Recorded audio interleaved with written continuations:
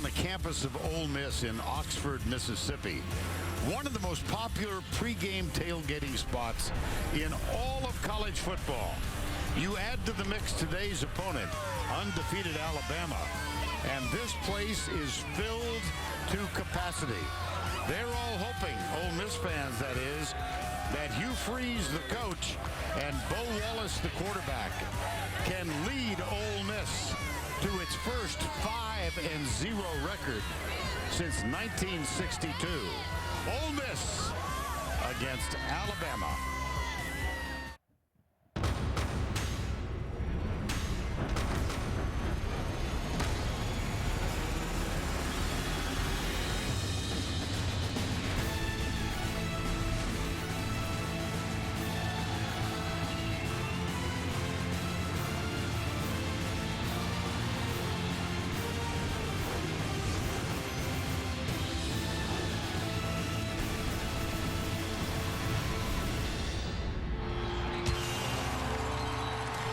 We welcome all of you to Vaught Hemingway Stadium on the campus of Ole Miss. It's Alabama and Ole Miss, the SEC, Home Depot, SEC on CBS. The Alabama Crimson Tide 4-0. The Rebels of Ole Miss likewise undefeated. This is a pivotal early season game. Mississippi State playing at home, having its way with previously undefeated Texas A&M, Alabama and Ole Miss here, and later tonight, Auburn tees up against LSU. Hi once again, everybody. Vern Lundquist along with Gary Danielson. We welcome you to this much anticipated game. You know, previously when we've done Ole Miss, they've always kind of been the other team. Not in this game. They've earned equal billing. Now the question, Gary, are they up to the task? I think they are. And you know, when we talk to the players, Vern, what I liked is I say, are you guys ready? And to a man, they all said, we're ready to compete. Not ready to win. We're ready to compete. And I like that. I think they know that it's a tough task, but they want the challenge, and I think they're up for the challenge. And because they've got athletes on that defense, they're going to keep this game close because they've got power. They've got speed and quickness. They've got a front four that will disrupt with veteran athletes in the back of the secondary. This defense believes they're good enough to play with anyone, let alone Alabama. Well, you talk to these very rabid Ole Miss fans. They talk about the quarterback, Bo Wallace, and what you hear is, well, there's the good Bo and there's the bad Bo. That's been the theme all week, I think, and Bo bristled when we brought that up. You know, I think for him, he just has to look back to a year ago when he had an outstanding game against number 6 LSU. He went 30 for 39 a year ago. Now, this year he's been off and on, hot and cold, but he's done it in a big game, in a 27-24 win a year ago. But he has to be more than a game manager. When teams beat Alabama, good quarterback play is the main reason. Well, one of the great stories early in this 2014 season has been the emergence of Blake Sims, a fifth-year senior quarterback for Alabama. He's been great so far. Today's his first road game. And it'll be different. I really think it will be different. I mean, the crowd will affect it. Alabama's going a little bit more no huddle. But you know what? I think an athlete first who loves competing and being a quarterback. So far, when you talk to opposing coaches, they bring up his name first. And that means when you bring up Blake Sims, you save maybe the best player for second because he's got a guy he can lean on. When things get tough, he can create a pressure point, which I think the best player in college football right now. Cooper has been able to distort defenses and, more importantly, change defenses so the other guys for Alabama can make their plays. Alabama might be their best offense they've had since I've been in the league. We will be filled beyond capacity at Vaught Hemingway, and we'll continue from Oxford after this. The Home Depot SEC on CBS is sponsored by Napa, Verizon, Autotrader.com, and by Chick-fil-A.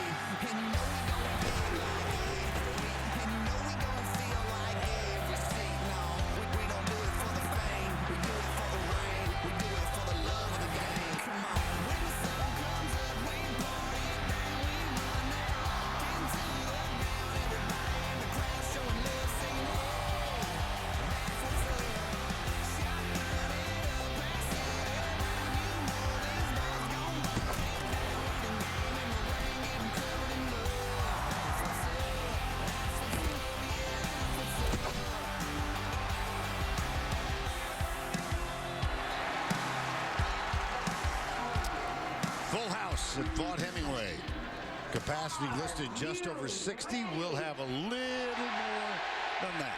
And now we take you first on the field. Presented by Microsoft Surface. And moments ago, first on the field, the Rebels of Ole Miss. Only 2 touchdowns allowed. 1 passing, 1 running so far this year. And right behind them, playing their first true road game of the season. They did take on West Virginia in a neutral site. But here come the Crimson Tide of Alabama. And a moment ago, Allie the Force with Ole Miss head coach Hugh Freeze. Coach, this is the biggest game in recent history for Ole Miss. How have you prepared your team? Well, we've tried to treat it just like every game. You know, we try to prepare each day just to make sure that everything we're doing is keeping us in the moment and preparing us for that Saturday. But it would be hard to stand here and say that there hadn't been a little extra attention on this one. And, you know, we're honored to be in a game like this in our short tenure here. Hopefully we're in a lot more, and hopefully we find ourselves worthy today to compete. You told me to win this game today, Bo Wallace needs to have a near-perfect game. What was your message to him before the game? Just to play within yourself. It's okay to use your feet. It's okay to throw it away. It's okay for us to punt. Don't be afraid to use your check downs and just to try to keep us on schedule. Good luck, Coach. Thanks. Thank you. Allie, thank you. There is the senior quarterback, Bo Wallace. It just couldn't be more perfect. 63 degrees. Thunderstorms, tornado threats were prevalent in this area 2 nights ago. But it is a beautiful afternoon. Alabama leads the all-time series. There were 3 wins vacated and 1 forfeited, so the actual record you see 47-9-2, and Alabama has won the last 10 games between these 2 universities. Nick Saban, 8th-year head coach. Ole Miss won the toss. They've elected to take the ball, and that means that Jalen Walton, number 6, is back to return Adam Griffith's kick. Short. It's Mark Dotson instead, the short man. One man shoved out of bounds from behind. Christian Jones caught up with him.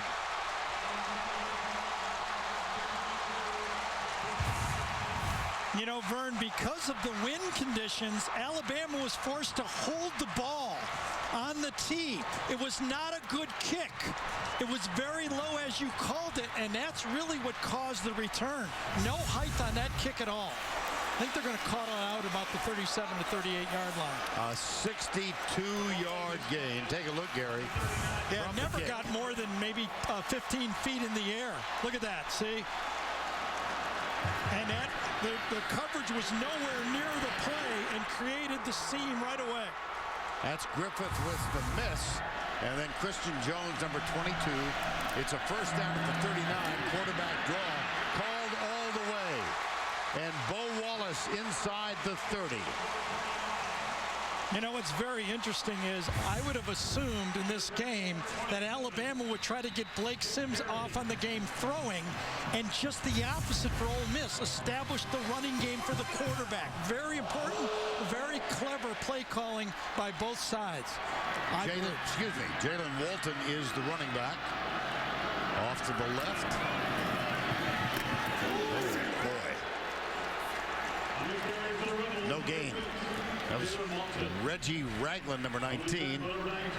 Well, Bo Wallace out of Pulaski, Tennessee. And in his 3rd year now, he went to Arkansas State, where he was redshirted. Wanted to go to Tennessee. The head coach, Lane Kiffin, then didn't show any interest. There is a player down. It's Denzel Duvall, number 30. Yeah, one of their talented outside pass rushers, too. I wonder if he got an ankle on the play. Did someone? Yeah, he actually got buckled on the block. And as he planted his, I think it was his left ankle, it just buckled on him. Yes, his left ankle.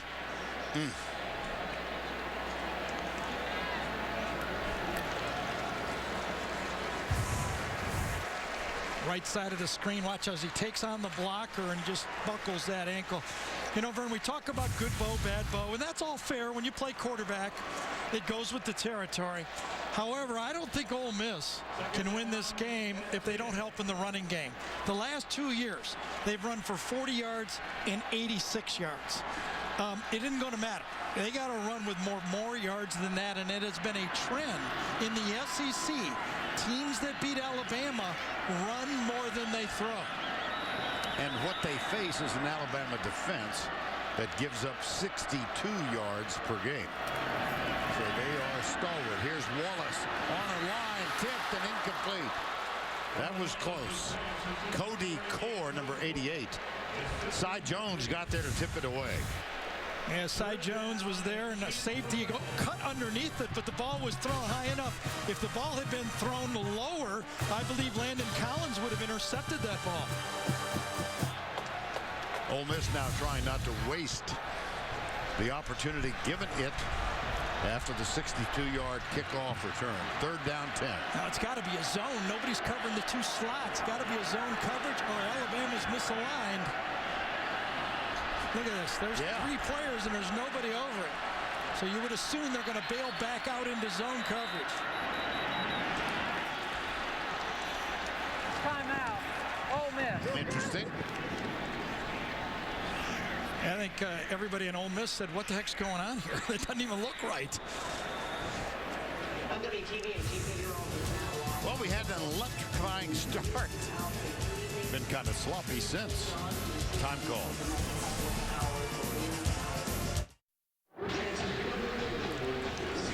Well, one more look at this. 3 wide receivers for Ole Miss out here. 8 men in the box. Now, you would assume that Alabama was going to fly out of it, but Ole Miss didn't know for sure. And on their first 3rd down and long, they didn't want to take the chance of getting a sack or a blitz. And it was so unorthodox that Ole Miss goes, hey, we've never seen anything like that before. Vince Sanders, number 10, heads out to the left side on this 3rd down play. And they've got 3 bunched short side of the field to the right. Yeah, they're going to play zone again.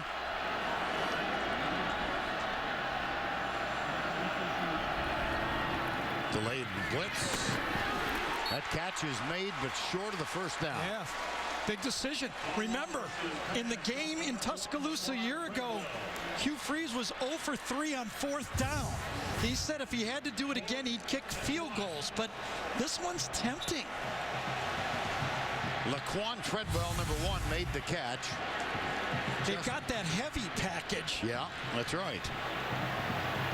Now that's Ben Still. The center goes back out. Big Jeremy Liggins, number 15, a 300-pound tight end quarterback, is in the game as well. Massive defensive changes now.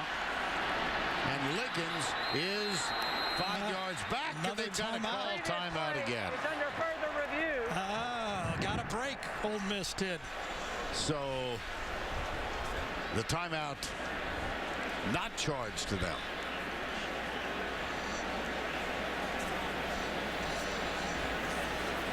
Both teams have that heavy offense. Remember, for Alabama a few years ago was Terrence Cody that played it.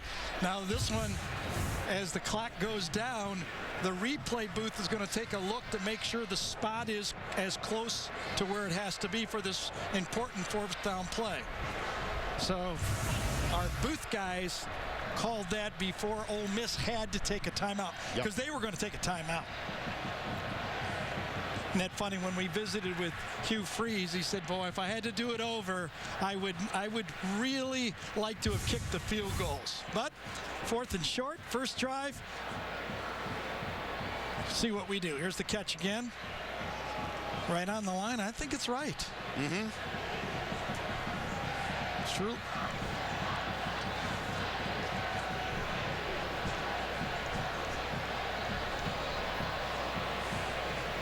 Can't move the ball. I don't think, if I'm the replay official, I don't see anything where I could have an overrule of what happened on the field there. Could he be looking at the legality? Oh, whether he caught it? Well, that's interesting. I hadn't thought of that. Rocky Ford is the replay official today. Rocky Good. Rocky Good. Yes. I'm thinking Rocky Ford. I don't know why I'm thinking of that. That's all right. Thank you. Mid-courses corrections are always welcome. If he blows one, he'll be known as Ford from now on.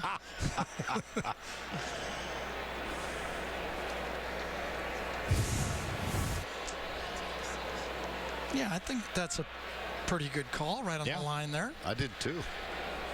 And I personally think he caught it.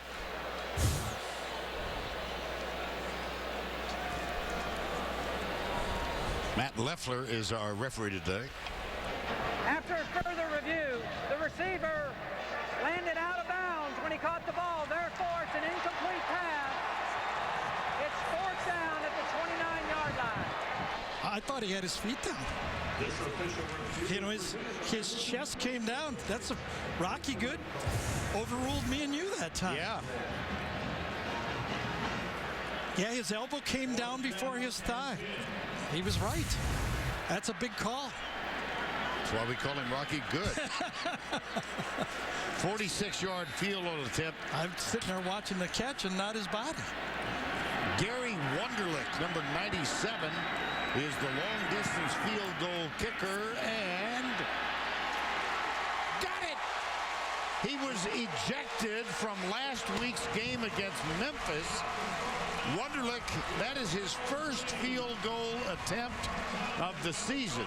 We went back and looked at the tape of his ejection, and probably shouldn't have been thrown out. Somebody else should have been. Exactly. And just enough on this one.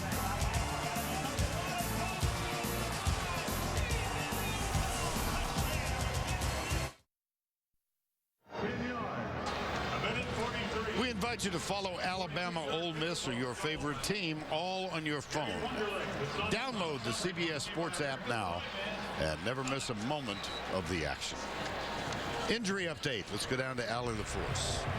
Thanks, Vern. Gary, you were right. Denzel Duvall, it was a left foot injury. He was taken right to the trainer's table where they cut his tape off and started pressing around on the top of his left foot. That's when they knew immediately there was an injury serious enough to where he could not go back in. They immediately put him in a boot, and he was taken off the field on crutches.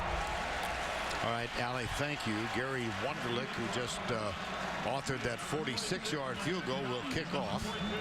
Christian Jones is one of the deep men. Landon Collins is also back.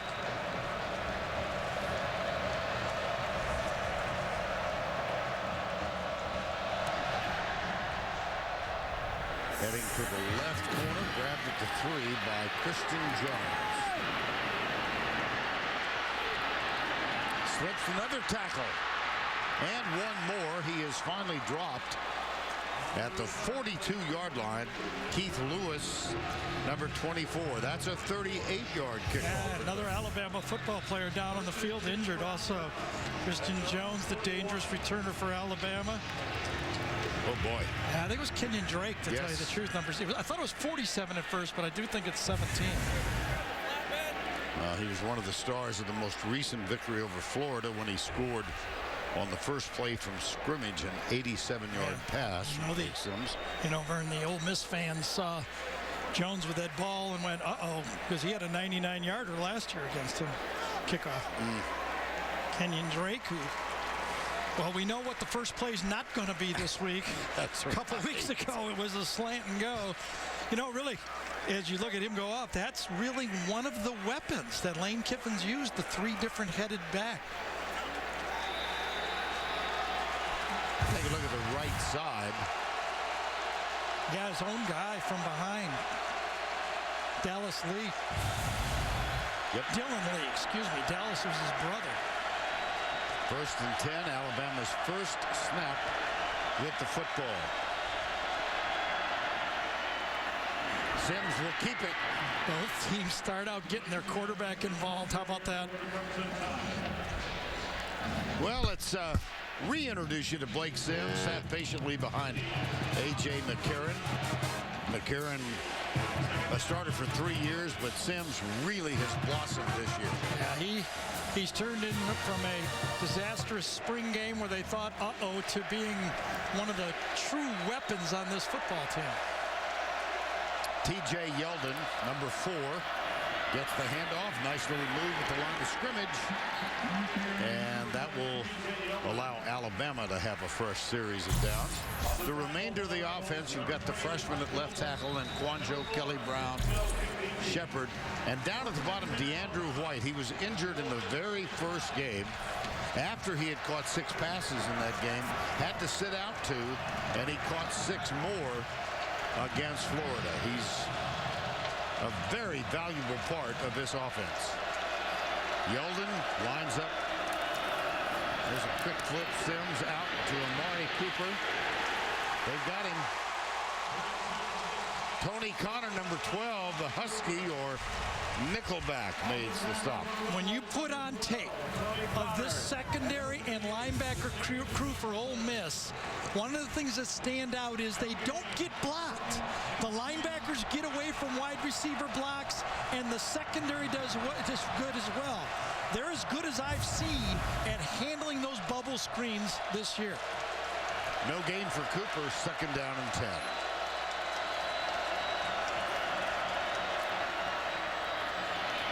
Here's Yeldon. Again, nice moves as he crosses the line of scrimmage.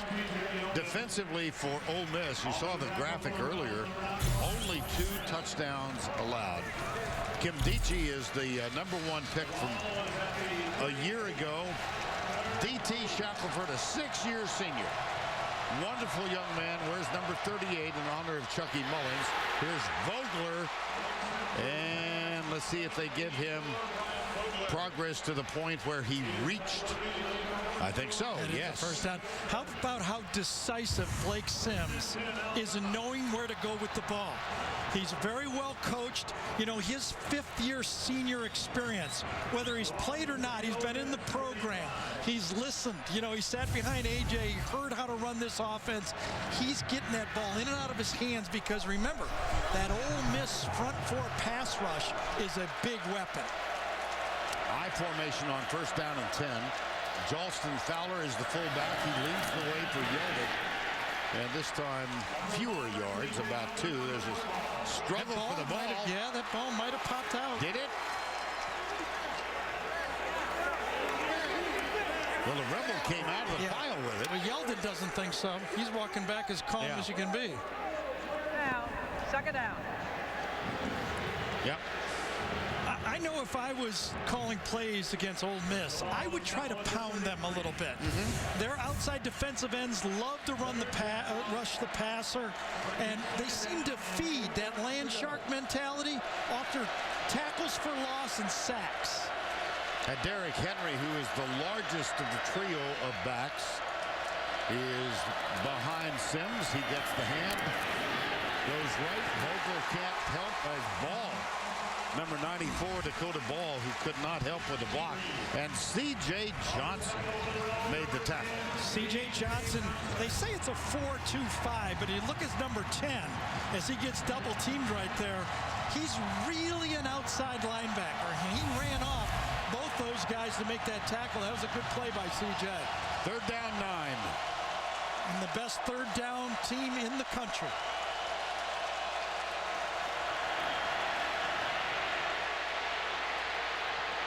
Sims, he'll come short, and that should mean the presence of Adam Griffin.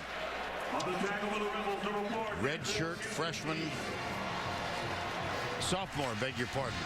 You know, about everybody did their job here. In the back 7, good coverage. Cooper covered at the bottom of the screen, nowhere to go. And the offensive line for Alabama did a good job, nothing there. Here's Griffith. 8 years ago today, he was adopted and immigrated from an orphanage in Warsaw, Poland. That's not the way to celebrate. That's his 2nd miss of the season. 2nd miss in a row.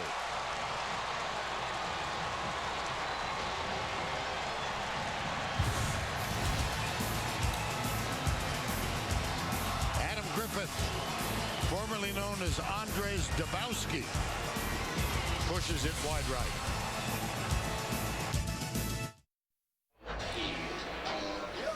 Gary Danielson and I have been here a couple of times before. Allie LaForce has not. So she was invited to make her first visit to the Grove. Allie? Vern, I was told that if I was going to do an Ole Miss game, I had to make my way down to the Grove. One of the most exciting tailgating experiences in all of the SEC. I am on the Walk of Champions, the exact sidewalk that the team walks down 2 hours prior to the game. We're talking themed tents, chandeliers, catered food, even dogs dressed up as football players. It doesn't get any better than this. This is the epitome of tailgating in the SEC, and it has not let me down. It has been an awesome welcome to the SEC. Well, that was taped a couple of hours before kickoff. It probably looks like that now. That's what I'm thinking. We talked to some folks last night who have one of the tents in the Grove and have for 30 years. What time do you normally go to the game? I don't know. Didn't seem any matter of urgency. Look at Ole Miss using this sugar huddle here. Real quick, turn around and snap the ball. On first down, reverse. Left side. Quincy Adebayo. Boy Joe, sorry. Let's set the Ole Miss offense. Laramie Tunsil, his coach Dan Werner says he's the best offensive tackle he has ever coached. Morris, Still, Bell, Cooper. Ingram is the starting tight end. Mathers, Sanders, and the rest. Second down, 11. Wallace into the flat. Latavius Mathers. And Mathers made the Alabama secondary miss. A little shake one-on-one and makes a miss. That is not easy to do against these Alabama defensive backs. They usually come up and handle those backs out of the backfield. 3rd and 2. Yeah, that extra 4 yards really changes this.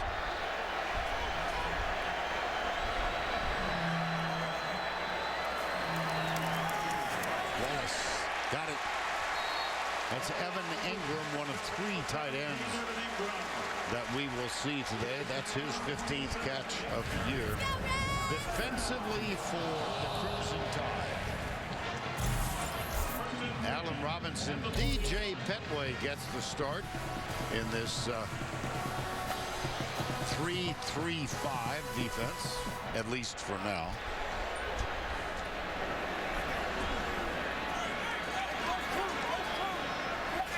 First down 10.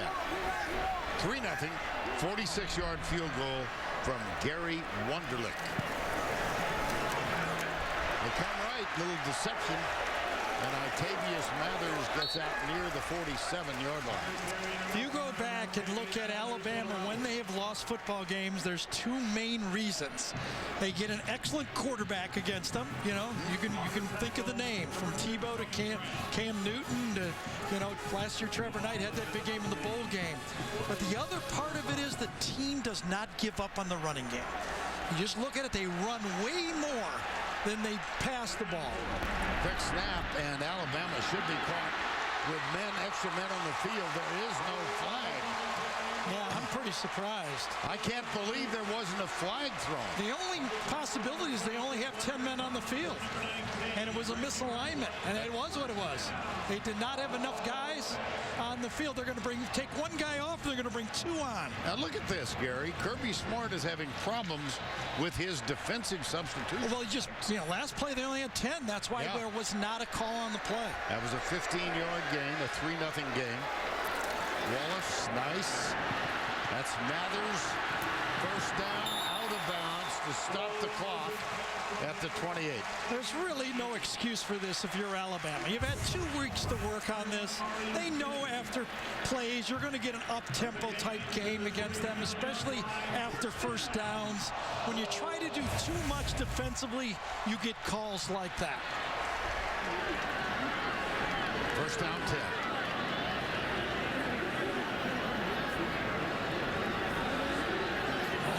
For sure knows that there was a blitz, safety blitz called. They check out, so Alabama checks out and goes 2 high safeties. Wallace, back shoulder throw, got it. Cody Core, the slot receiver. You know, Vern, you asked me, are we going to get the good bow or the bad bow? Well, in this one, you got the very good bow, because that is a tough throw that Eli or Archie Manning would be proud of. You bet.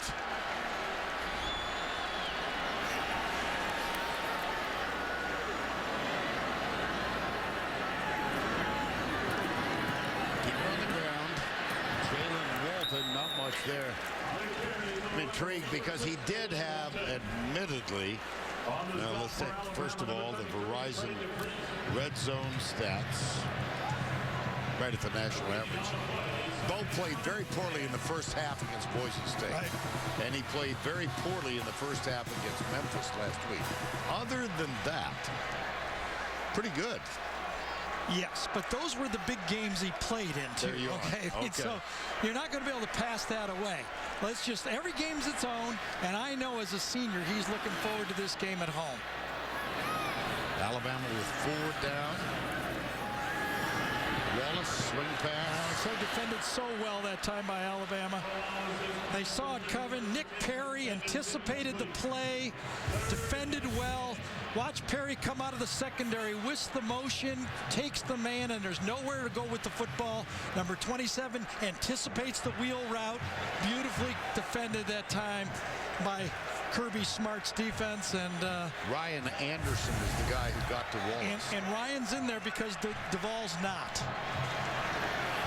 10th play of the drive. It's 3rd down and 10. Into the middle, that'll set up a field goal. Well, that's 2 big stops by this Alabama defense. You know, one on the long, listen, everybody's charged up for this game. You know, if you're Alabama, you're going to catch their best charge early in the game. So the kickoff goes down and they stop them for a field goal. And now after a little bit of success, they shut them down again with a negative play to start it and then some good defense. Now here is the short field goal kicker, Andrew Fletcher for Ole Miss. This from 33. He's 3 of 5 for the year. Now he's 3 of 6. It's hard to change that. Whatever. I'm not out there at practice every day. You would think if the long guy can make them long, you should be able to make them short. Remember, Alabama did the Jeremy Shelley. How'd that work? Kate Foster thing. Not really well, I seem to recall.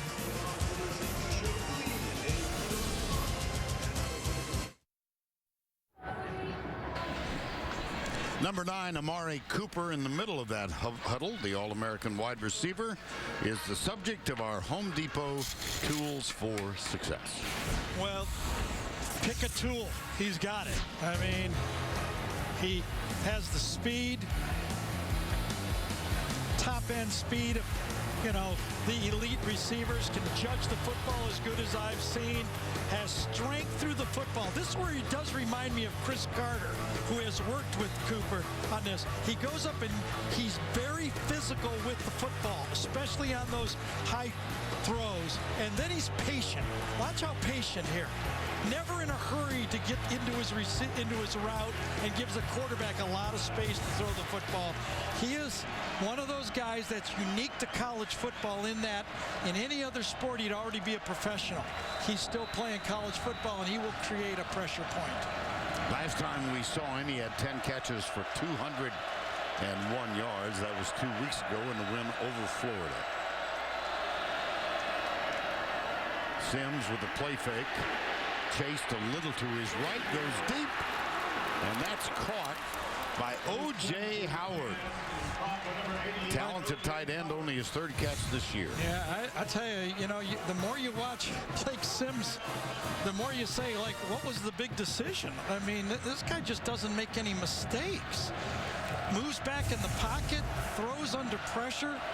That time Isaac Gross had a pop on him and nothing. There's Cooper's 2nd catch.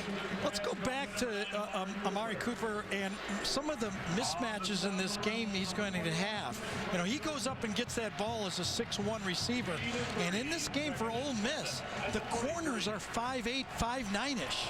That'll mean that Ole Miss and Dave Womack, their defensive coordinator, will have to put safeties up to help. That's Senquez Golson, number right there, number 21. 5'8", number 28, Mike Hilton, 5'9". It's a tough matchup for those corners. The Andrew White, bottom of the screen. Sims out of the backfield to Yeldon. He slips. Felt the presence of Tony Connor, number 12. Well, if you look at T.J. Yeldon, he had, remember, the big run last year in this game, a 68-yarder that broke the game open. He's not the feature guy because it's been a passing attack. For the first time in my memory, I think since Nick Saban has been here, the star of the team is not the running back. It's a wide receiver. Every other year it's been a running back. Ingram, Lacey, guys like that. Here's Sims, dropped. Oh, my. O.J. Howard had a first down. Yeah. And instead, Alabama will punt. Against Big Five conferences, Alabama came into this game converting 68% of their third downs. Obviously, that should have been a conversion. I mean, O.J. batted that one down. That brings on J.K. Scott, true freshman out of Denver, Colorado. His first punt memorably went for 62 yards. This is only the 6th punt in the 5th game. And it will go over the head of the returner. Bounces into the end zone, touchback. TV's #1 comedy is Genius. Join Emmy winner Jim Parsons and the rest of the gang on a new Big Bang Theory. New night, Monday at 8, 7 Central. Only CBS. I know you're looking at me, but you did it perfectly. You did it perfectly. Well, that's why I'm looking at you. I needed approval. Last week, you stumbled through the Big Bang. Yeah, the Big Bang Theory. It's just the biggest show on CBS. I heard about it. But we're doing the biggest game in the best conference, so that's what we got to concentrate on right here. Only CBS. First down 10. Wallace, right side. Well defended. Vince Sanders, number 10. Yeah, Tony Brown, the true freshman that time out there, very patient. He made sure the ball was thrown short, and then more importantly, he wraps up yards after catch and makes sure the big receiver does not get away. There's a flag. Number 75 on the offense. That's a 5-yard penalty. Repeat, first down. Yeah, he actually, I think he was downfield by a lot. That he did not hear that play at all. It's Robert Conyers, the 5th or 6th offensive lineman. He's a backup. There's Conyers. You're allowed to go 3.5 yards downfield, and that was close, but I would always lean for it. That's the most unfair rule I've ever heard of. Does that make sense? Yes, and I've heard you say that. Why do you think so? The spirit of the game was the linemen were downfield blocking because of the option teams, and the rule was put in because there's a lot of forward laterals in option football. Well, now the coaches have taken advantage of this and are calling a combination of run plays and pass plays. A lot of times linebackers are getting blocked on pass plays. I think they need to look at that rule and put it back to 1 yard. Well, I heard someone say to you before the game that you alone are responsible for getting the targeting rule changed. I'm just here to set you up. I'm just here to set you up. Well done. LeBron Treadwell. Ball loose? No.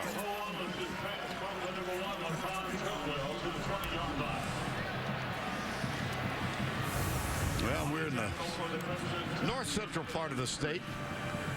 Ole Miss and Mississippi State. First time they both started 4-0. First time both ranked at the same time. First time both ranked in the top 15 since 1958, and Mississippi State will only go up in the polls. That's pretty impressive, wasn't it? Yes. 5 wides on 3rd and 10. Looks like a 3-man rush, or will they come from the second level? Punting situation. That was Markel Pack, number 11. A lot of kind of different looks for Alabama. Remember, they had an off week to prepare for this football game. I'm sure they, as Nick always does, no stone unturned, and they look like they're giving them a few different looks in that pass rush that Ole Miss is not handling well. Will Gleason, first punt of the game. averaging 44.4. Christian Jones is back. Jones is going to let it bounce. It takes an Ole Miss roll and will limp to a stop at the 30-yard line. They've covered the most memorable games and competed at the highest levels in sports. Don't miss what these women have to say. We Need to Talk. Tuesday nights at 10 Eastern only on CBS Sports Network, the 24-hour home of CBS Sports.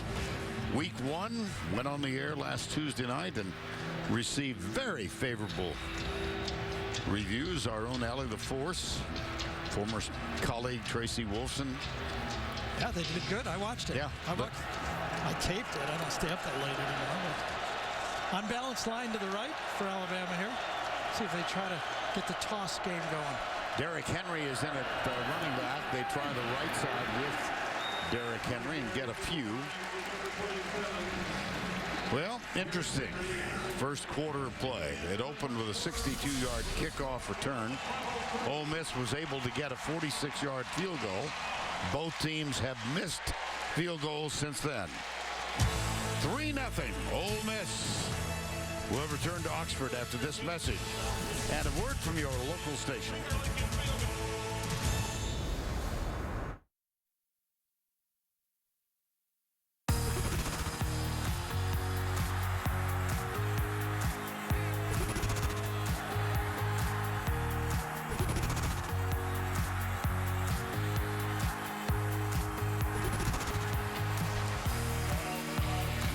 Welcome all of you back to Vaught-Hemingway Stadium, Ole Miss campus, Oxford, Mississippi. Yeah, I looked into the stands and was surprised to see the musical star Katy Perry. Recognized her right away. She's got a bear hug from the mascot.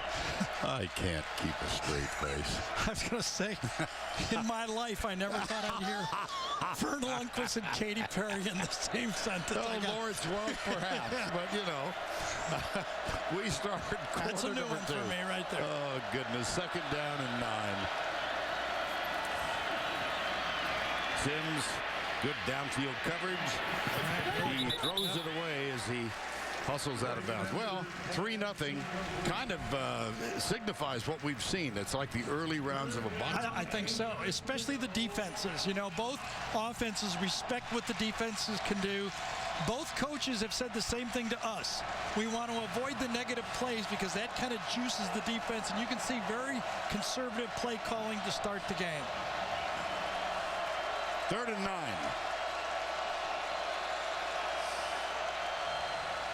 Corner blitz. Got it. Kenyon Drake has it. Goes left. Looks for a block. That will be close for the first down. I think he got it. And Drake holding his thigh. This is one of those turnaround quick screens on 3rd and long. Remember the big screen that Alabama hit in that 21-21 Florida game? He took a shot right on that leg again, right that he hurt before. Well, that was an interesting little... Might not be the same injury, but it looks like the same leg, doesn't it? Yeah. Ooh, he got bent.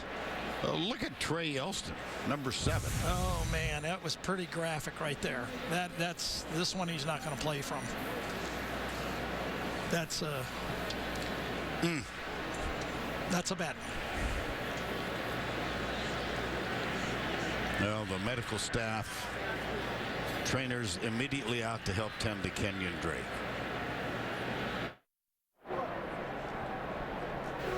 Now, medical staff is still out at the 40-yard line taking care of Kenyon Drake, injured on that last pass completion. And they were immediate in their reaction to the injury. And the players on the field were reacting too. They saw it, you know, and probably maybe even heard this one because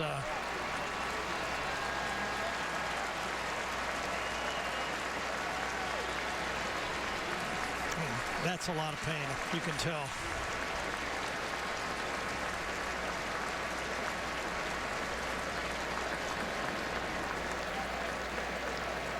And you know, the way it was broken there, and he probably saw it himself, and it scares you. I've been on the field where guys have that happen, and it scares you.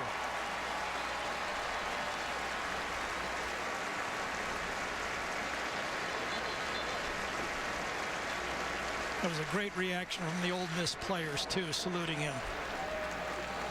Well, the Ole Miss reaction was immediate and empathetic. Tony Connor. If he made the hit, and Senquez Golson, number 21, ran away from it. Tony Connor ran away from it. They all knew how bad it was. Well, you saw a thumbs up from Kenyon Drake, reminiscent for those of us who've been around a long time, when Wesley Britt, the offensive tackle, there's motion in the line. Wesley Britt injured similarly, and as he was carted off, gave a thumbs up to the Crimson Tide fans at Brian Denny.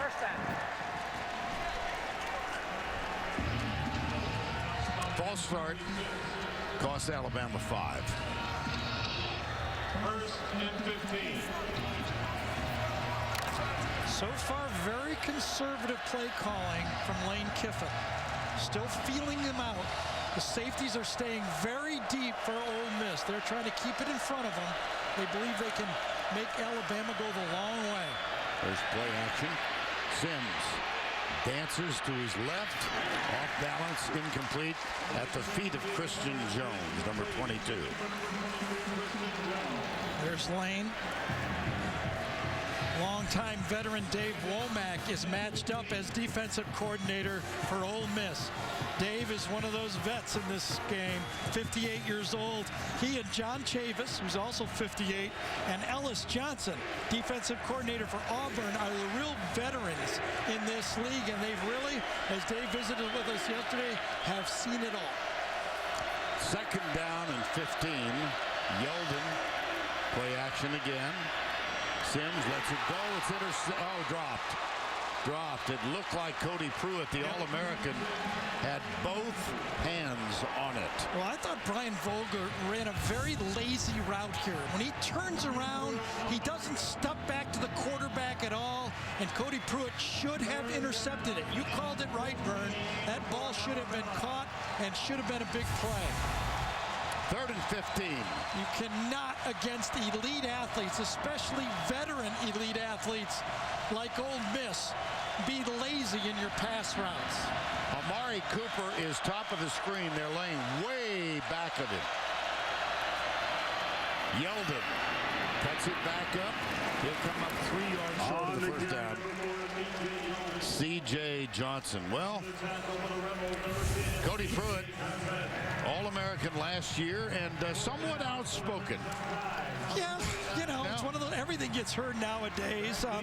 I think maybe the way Cody Pruitt would like to have come out, since we're better, they don't look as good. Yeah. You know, when you're not very good, Alabama looks really good. But Ole Miss now thinks they can compete. Now, can they beat them? That remains to be seen. Fourth down 2. Excuse me, Vern. Alabama never goes down easy. J.K. Scott is on the punt. Markel Pack is the deep man. Man, that was conservative. Certainly was. Ole Miss has it back. CBA Sports coverage of Home Depot SEC continues after this word from your local station. In 1969, as a matter of fact, 45 years ago tonight, these two teams met at Legion Field in Birmingham, one of TV's early primetime broadcasts. In what became a game for the ages, Archie Manning threw for 436 yards and ran for another 104, totaled 5 touchdowns. But it wasn't enough. Alabama, led by Scott Hunter, edged the Rebs 33-32, which is a nice way to lead to our duck question. The Aflac trivia question of the week: which player holds the record for total yards in an SEC game? First and 10.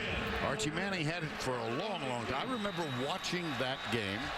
The telecasters that night for ABC Sports were Chris Schenkel, Bill Fleming. and no, Bud Wilkinson. Bud Wilkinson. And I remember listening to Schenkel. I said, man, I'd love to do that someday. Yeah. Now there are kids out there saying the same thing about you. Uh-oh. What a catch. Are they going to call offensive interference on the play? Laquan Treadwell. Or are they going to call it on Cyrus Jones? Let's see. That was a battle. Laquan went up and got it. 2013 #1 rated recruit in the country. Pass interference on the defense, number 5. That penalty is declined. The result of the play is a first down. You know, I think that's one Cyrus Jones, as Nick's clapping, you just got to live with. You got to be physical with that guy. Treadwell's one of the great receivers we have in college football. I mean, he's every bit of much a weapon as Cooper is, and playing wide this year. Last year he played in the slot.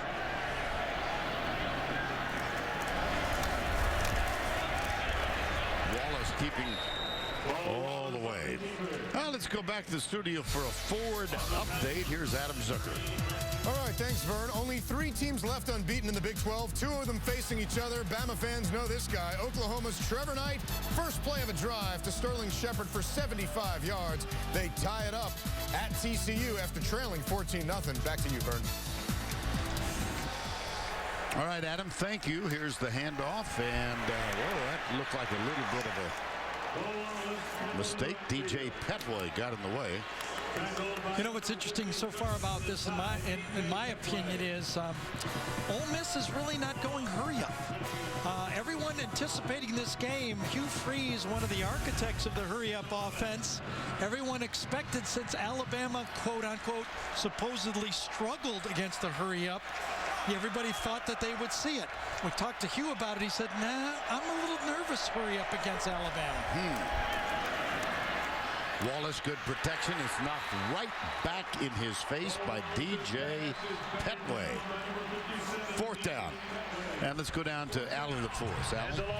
Thanks, Vern. The injury was so severe on the left leg that, you know, his left foot was pointing the complete opposite way. He's certainly not coming back into this one, but he is getting x-rays taken right now, and I'll let you know when I have more information on the specifics of the injury. All right, that's Kenyon Drake, about whom we're speaking. Will Gleason is on to punt. Christian Jones is back to return for the Crimson Tide.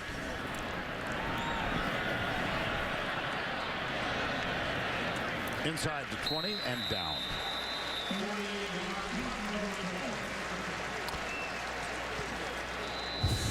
.48 yards on the punt. 11:30 to go first half. 3-zip Ole Miss.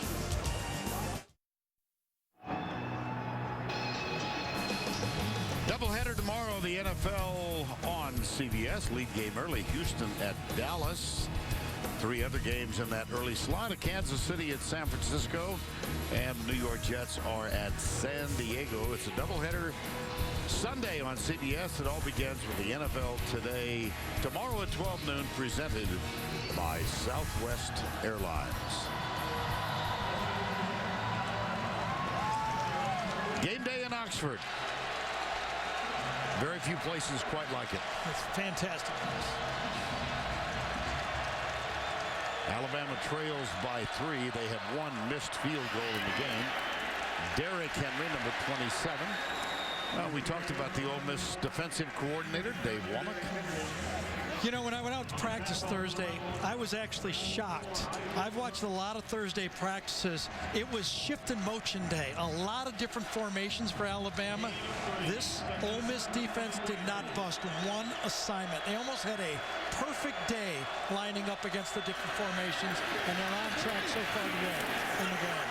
Derrick Henry, well, as with so many coordinators or assistant coaches, Dave Womack, a very lengthy itinerary. I've interacted with him at South Carolina, at Arkansas, and here he actually got out of coaching. He told us for a couple of years, lives near Branson, Missouri.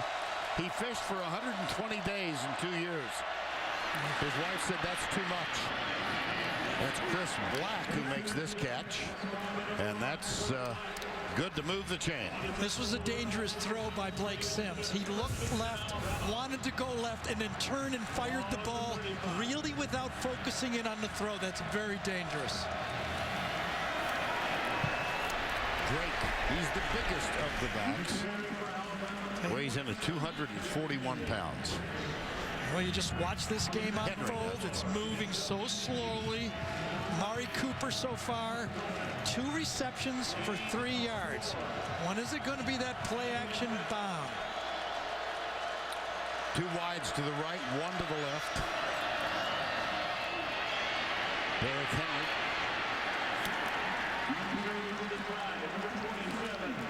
Robert Kimdiche.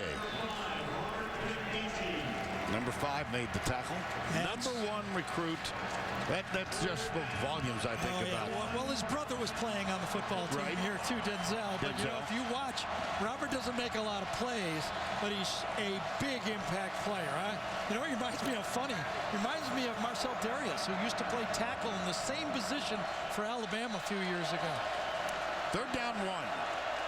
Fowler is in as a fullback. He gets the block right, but it is stuffed.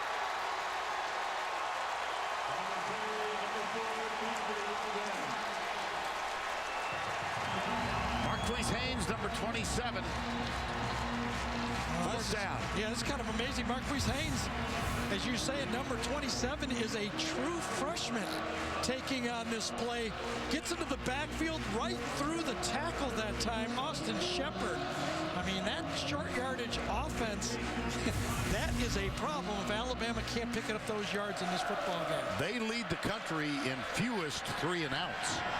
That was not a 3-and-out, but they are stymied. Here's J.K. Scott, line drive. Looks like a pre-snap flag.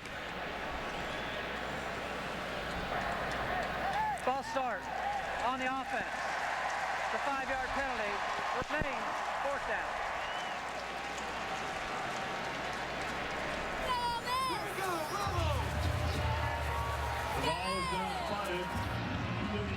Just felt like it took a long time to punt that ball, didn't it? It just, you know, the tempo of that punt, it just seemed to take a while on that one. We'll see later in the game if that doesn't become a problem. Scott, nice and high this time. And Markel Park, boy, he nailed that, didn't he? Perfect ball. Outside the numbers, perfect punt. Comes to rest at the 13. Marquise Haynes, number 27. What you mean, Marcus Haynes? Adam Zucker in New York. Coming up on the Geico Halftime Report, Spencer, Brian, and Coach Brett Bielema and I will get you caught up on all of today's action, including about 90 miles away from Oxford, Dak Prescott, 5 total touchdowns as Mississippi State runs away from A&M. Now back to Oxford.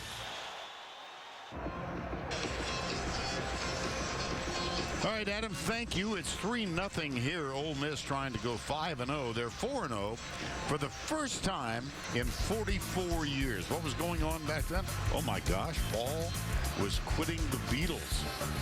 And other news at the time. The price of gas might get your attention, 35 cents a gallon.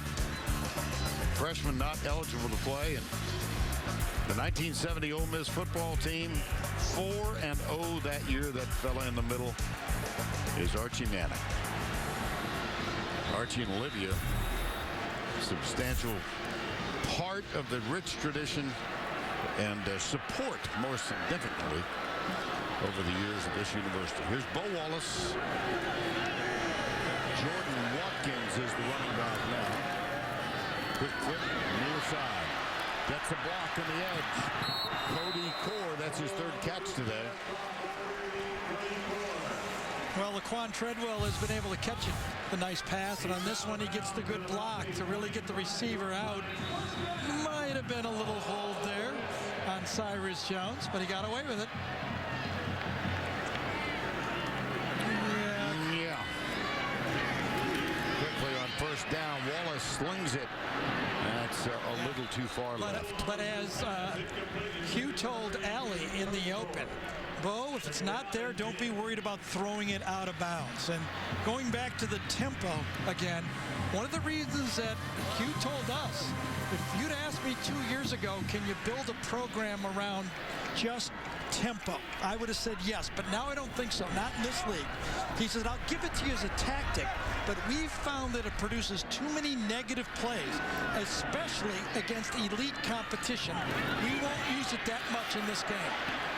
There's a draw play, and it's Jordan Wilkins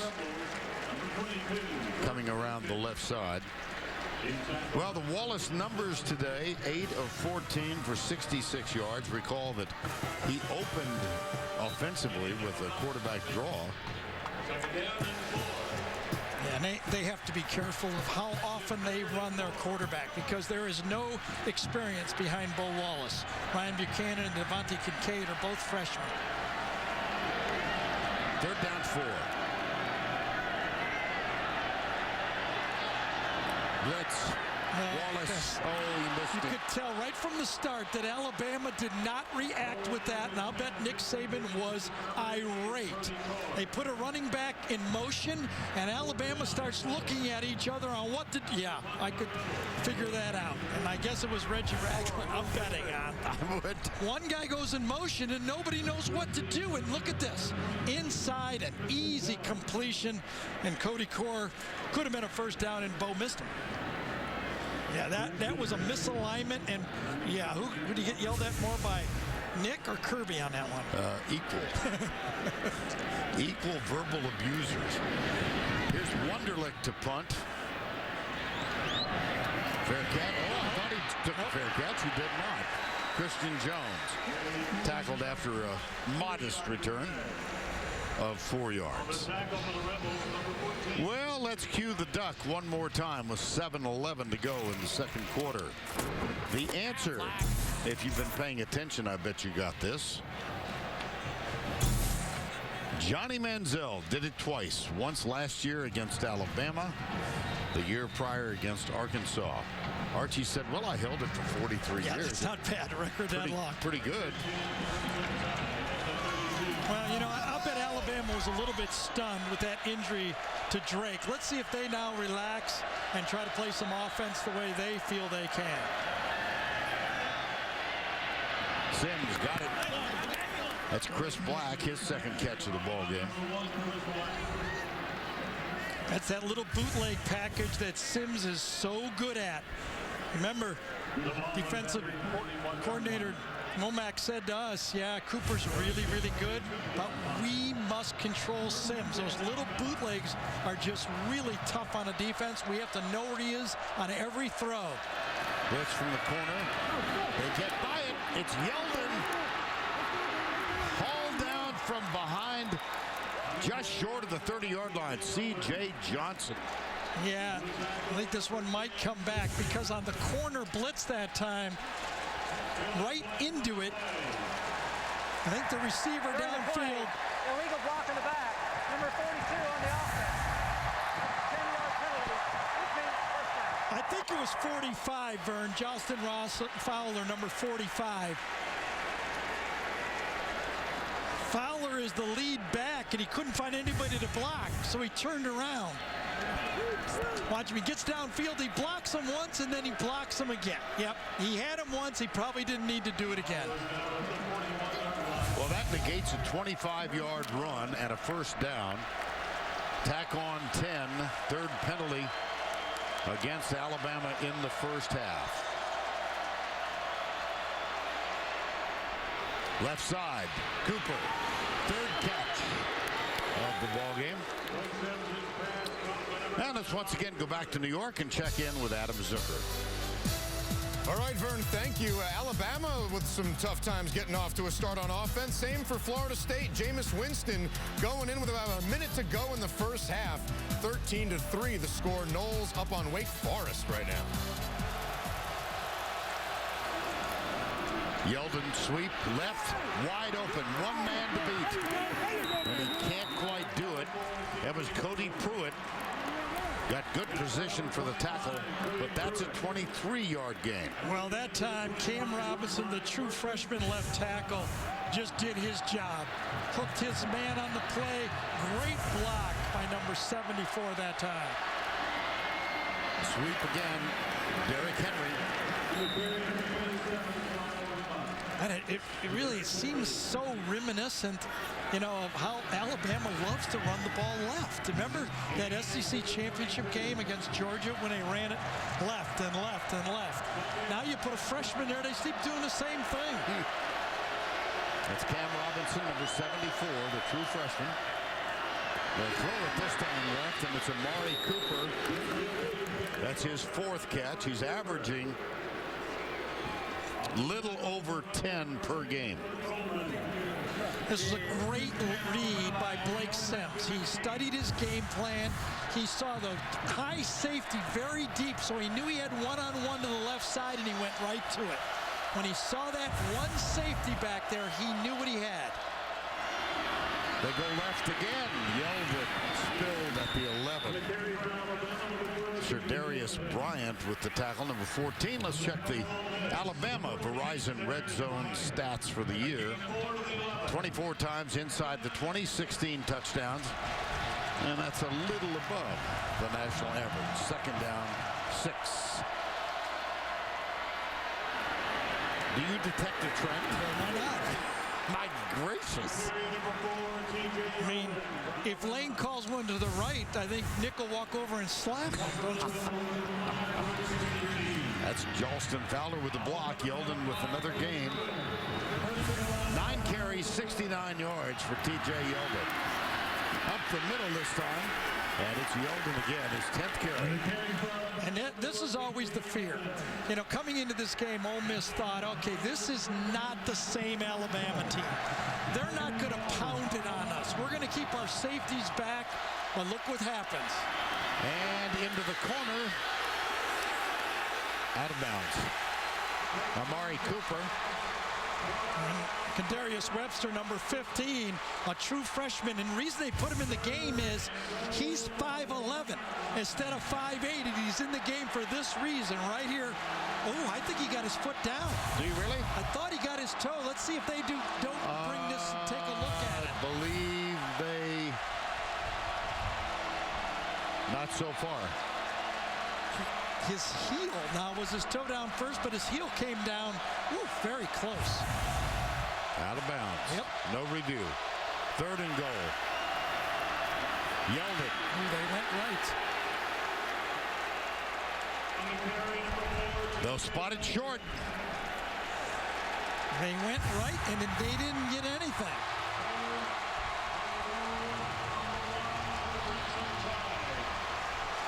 Fourth down. Will they just sneak it? Will they sneak it? Remember, Blake Sims was a running back. Play action. Keeps it. Play action. Sims strolls in. Fool me once. Don't fool me twice. Well, remember the last time Blake Sims played in this stadium, he was a running back. And on 4th down, they gave it to him. That was a power drive. 12 plays, 8 of them were runs, and even the bootleg pass, a couple quick screens, that was all power.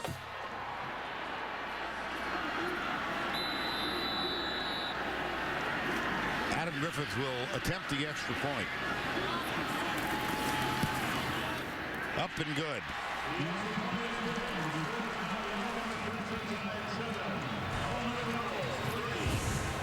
4th and inches. Would they sneak it? This time they say no. Cody Pruitt comes in on too sharp of an angle from the right side. Doesn't know who he has on the ball, and it's a walk-in.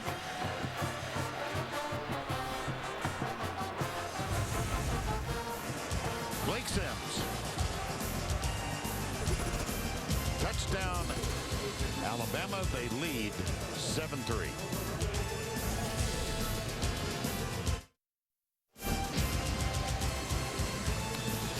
At Vaught Hemingway here in Oxford, Mississippi. We're on the campus of Ole Miss. The Geico halftime report coming up with Adam, Brian, Spencer, and Coach Bielema in the studio today. Arkansas acquitting themselves so well last week, despite losing in overtime to Texas A&M.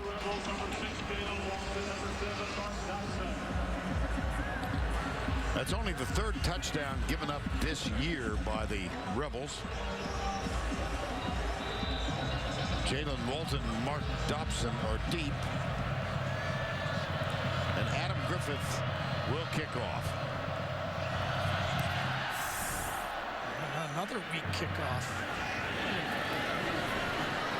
Jalen Walton knocked out of bounds up near the 40 by Adam Griffin. Well, as you know, most college football teams are putting that kickoff at least to the goal line so far. Alabama twice has not gotten that ball even past the 10-yard line. Bounced about the 12-yard line, and again that coverage is misaligned and great field position. Remember, Ole Miss won the toss and took the ball. So as they go into the second half, Alabama will start with the ball in the second half. An important drive for them. They can't have a 3-and-out.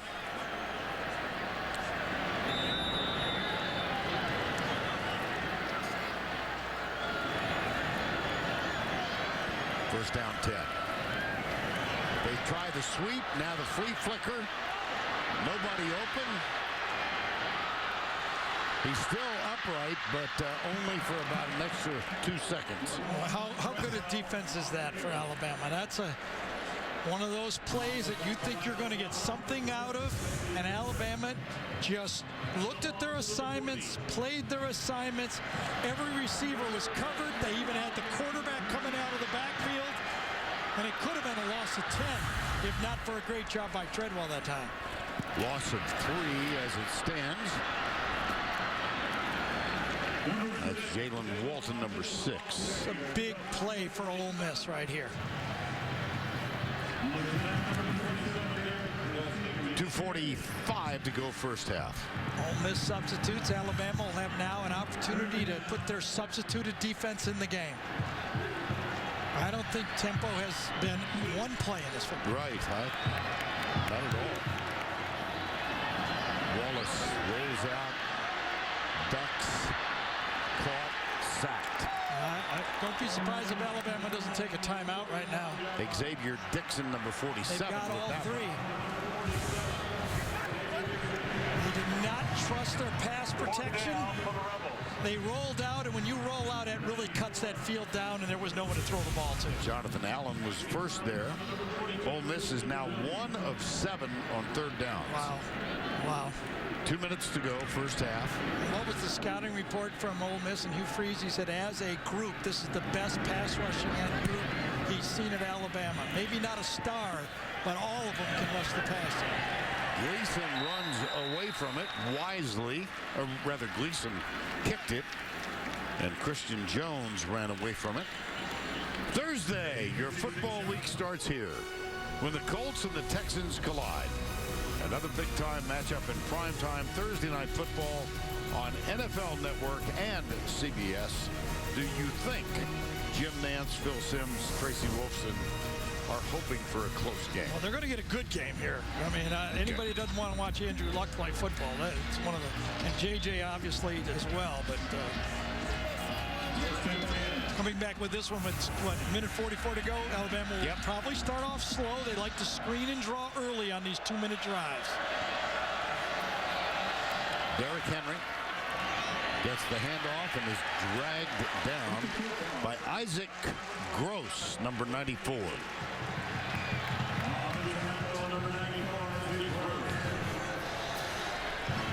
You know what's been a big part of this football game for Alabama is in the last 2 years, Ole Miss's defensive front got a tackle for a loss on 1 out of every 5 plays. So far in this game, they've not been doing that.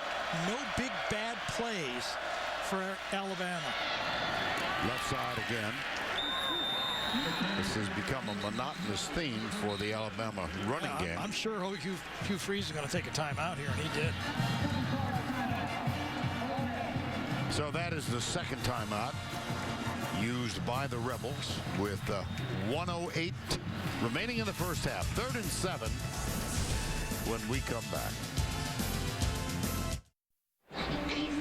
7-3 Alabama Crimson Tide lead. One of their leading receivers, DeAndrew White, having a problem with an injury. This was DeAndrew in the pregame warmups limping a little bit. Let's check in with Allie LaForce. Thanks, Vern. I was told that he is purposely being used sparingly. They knew coming into the game that he had the foot injury, so they didn't want to overexpose it.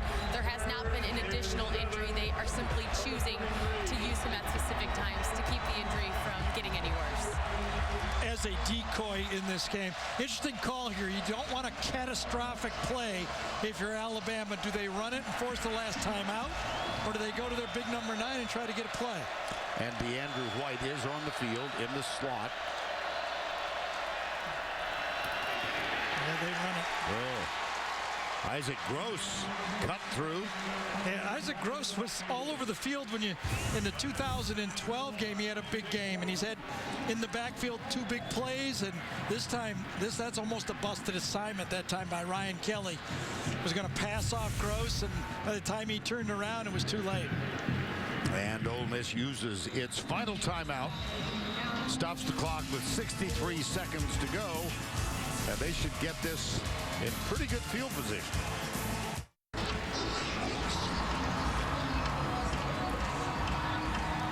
And during the commercial, there we are, Katy Perry. To her own song.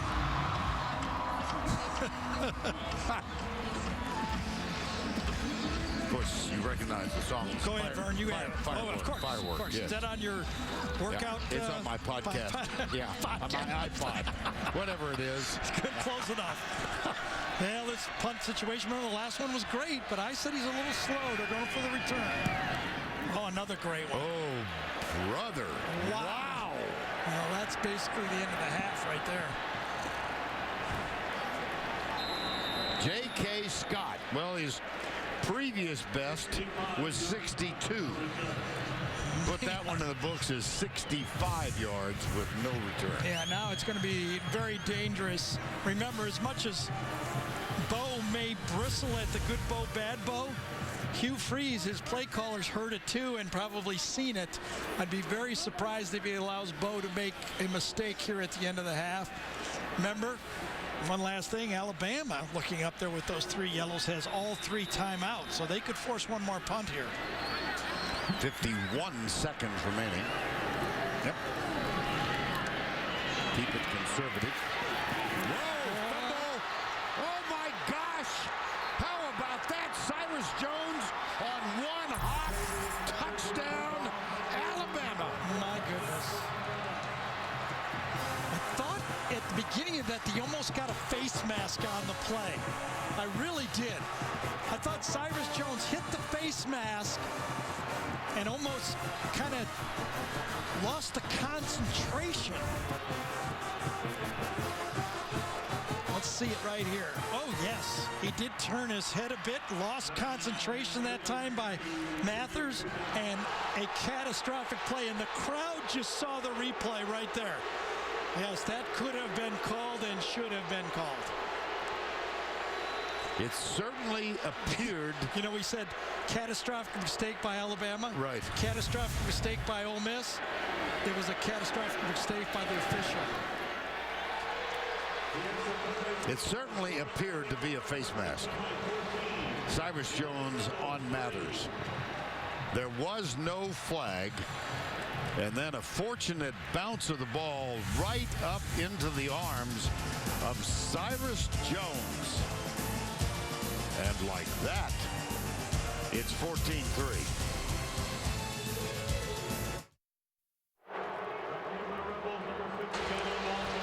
On your left, Itavius Mathers, who was the running back, number 5. On your right, Cyrus Jones, cornerback, number 5. And what appeared to both Gary and me as a face mask on the run, but not called. And the result, a fumble and a 13-yard scoot for the touchdown that extends Alabama's lead to 14-3. Adam Griffith will kick off, squibs it, taken at the 28-yard line. Took a knee on the play to go back. Well, now we got some extracurricular stuff going on.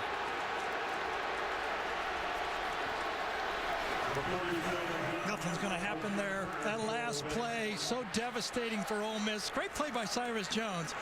He did get his hand at the... I think when he turned the helmet, it actually turns the football. Watch this. When he turns the helmet, it turns the football to him and exposes it. That's why the ball was actually open right there. That's one somebody would have liked to have back with the striped shirts.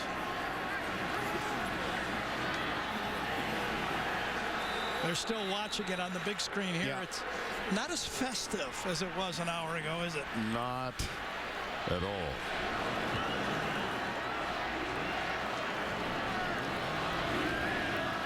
Play action.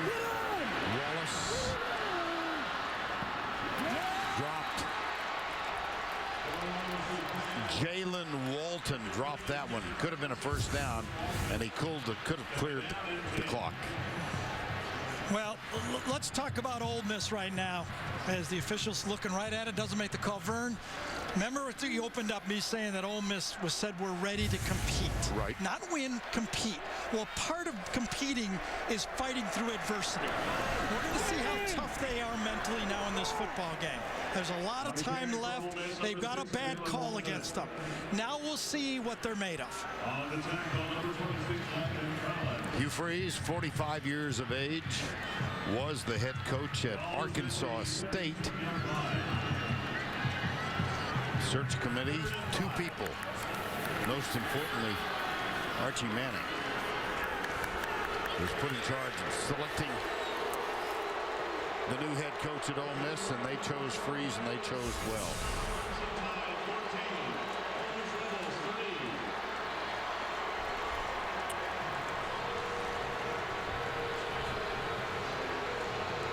Well, interesting. Well, it was so rude down there. The cameraman was right in that official's face, 2 inches away on the field. They should throw that cameraman out of this park. I saw that. Let's go down to Allie, who is with Hugh Freeze. Coach, that last fumble really changed the momentum of this game. How do you address it at halftime? Play the next play. You know, you got to take care of the ball, and thought we had a face mask on it, but we didn't take care of the ball, and it certainly it hurt. You know, our defense is fighting our guts out, and we're not converting on third down at all to stay on the field. They're on the field too long. You held Alabama's offense to just 7 points. What's working defensively? Well, I think we're pretty good, you know, and we're mixing it up, and defensive front's playing good. We got to figure out the stretch play that they're running to the boundary, but defense has played well. That's not the issue right now. It's us converting on third down to keep them off the field. Thanks, Coach. Thank you. Let me follow up one more time on that. It was a photographer on the field, not one of our guys, snapping shots 6 inches away from that. Listen, we all make mistakes in the world. That guy had no right to be going on that field and doing. Here it is right here. Look at that. Yeah, circling area. That is just uncalled for, and they need more security on the field. That's everybody can be criticized. Everybody makes mistakes, but that's not right. And then the fellow in the red shirt turned and followed the official toward the end zone tunnel. We've reached halftime. Let's go to Adam Zucker in our New York studio. All right, thanks, Vern. Only authorized cameras in here. Coming up on the Geico Halftime Report, Spencer, Brian, and I will tell you about Mississippi State in its statement game. Plus, Arkansas head coach Brett Bielema joins us after this word from your local station.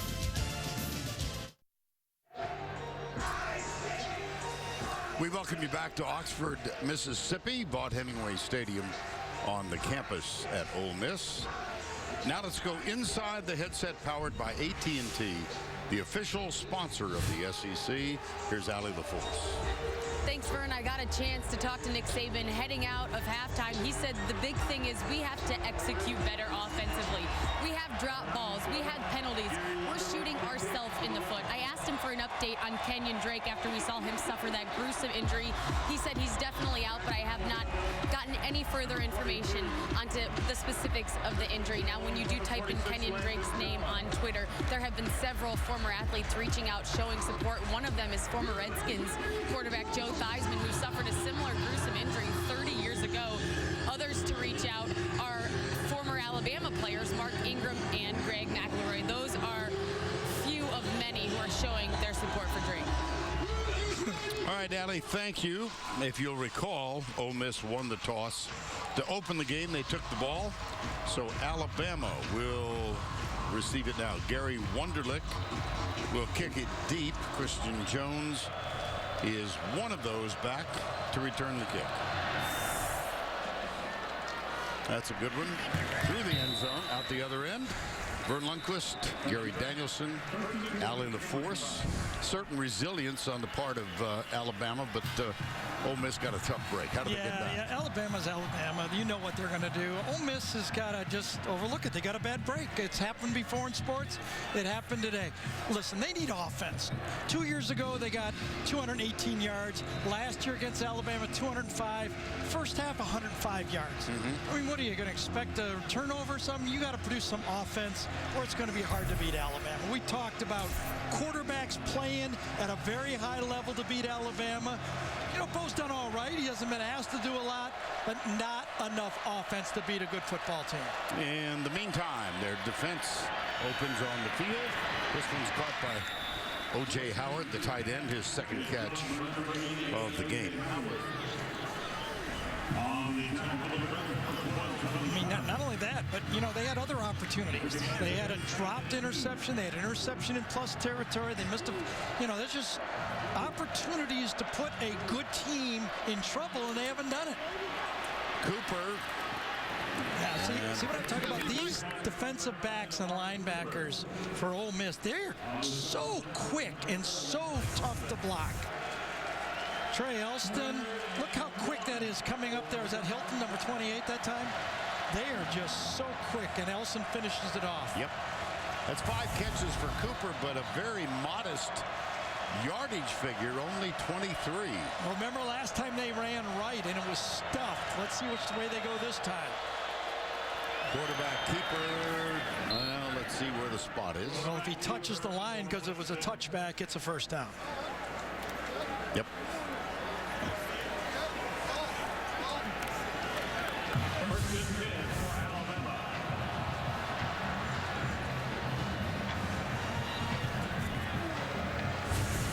Follow the blocks of Ari Quanjo and Ryan Kelly. Dakota Ball is in as a tight end, top of the screen, number 94. Vogler is tight to the right. Up the middle, more or less. T.J. Yeldon. Gary, take us through first half trends. Well, it's about what we talked about. Both teams playing it close to the vest in this football game. Blake Sims had 1 dropped interception. Bo Wallace, both quarterbacks doing about the same in the football game. And, of course, the one big play, I guess you could talk about, you know, I mean, the ball was still fumbled, even though it should have been a face mask hold. Doesn't mean you have to fumble the ball, but, you know, that would have been one that I think all of us watching the game, except for the true Alabama fans, would have liked to see him called properly. Yes. Second down and 5. Yeldon. Yeah, he's something, isn't he? Oh. I remember, it was like, I think it was 2 years ago. I think we were getting ready to do that primetime game with LSU, and John Chavis was talking about the great backs. They had Eddie Lacy and Trent Richardson, and he goes, you know, the guy that really sparks them is T.J. Yeldon. I think that's how it happened. I do remember him picking out T.J. Yeldon as a future star. Remember that? And you remember at the end of the game, Karen found Yeldon with the screen pass for the game winner. Absolutely. That game kind of was a little bit like this game. LSU came back in the second half and evened out the game, and then Alabama won late. Here's Yeldon again. He has been the workhorse here in this ball game. That's his 14th carry for 94 yards. Well, it is interesting. Alabama in the first 4 games went the no huddle. People were asking me, even in the pregame on our own show, will they go no huddle? I think Brett Bielema asked me, do you think that Alabama will still go up tempo? And I said if they're comfortable, if it's a close game, they're going to go back to what they do. And this is what they do. Whether they huddle or don't huddle, they like to run the ball, and they like to run it between the tackles. Derrick Henry, all 241 pounds of him, and that's another first down at the 38-yard line. You offensive line, which a lot of people said if not Joe that time. While Leon Brown, number 72, that position that was talked about at right guard, whether Dominic Jackson, number 76, was going to see some playing time, Leon Brown held on to the job and that time just crushed his opponent. Another opening series first down as we begin the third quarter here. And Ole Miss has not crowded the box yet. They're still playing safe back there with 2 safeties. 3 down. Left side again. Henry cuts it back. Breaks a tackle. And gets an additional 3 yards.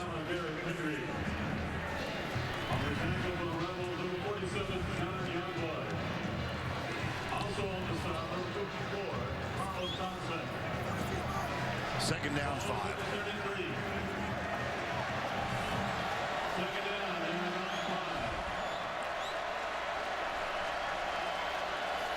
Charleston Fowler, the fullback, over there just off the tight end to the left. Play clock at 9, still plenty of time.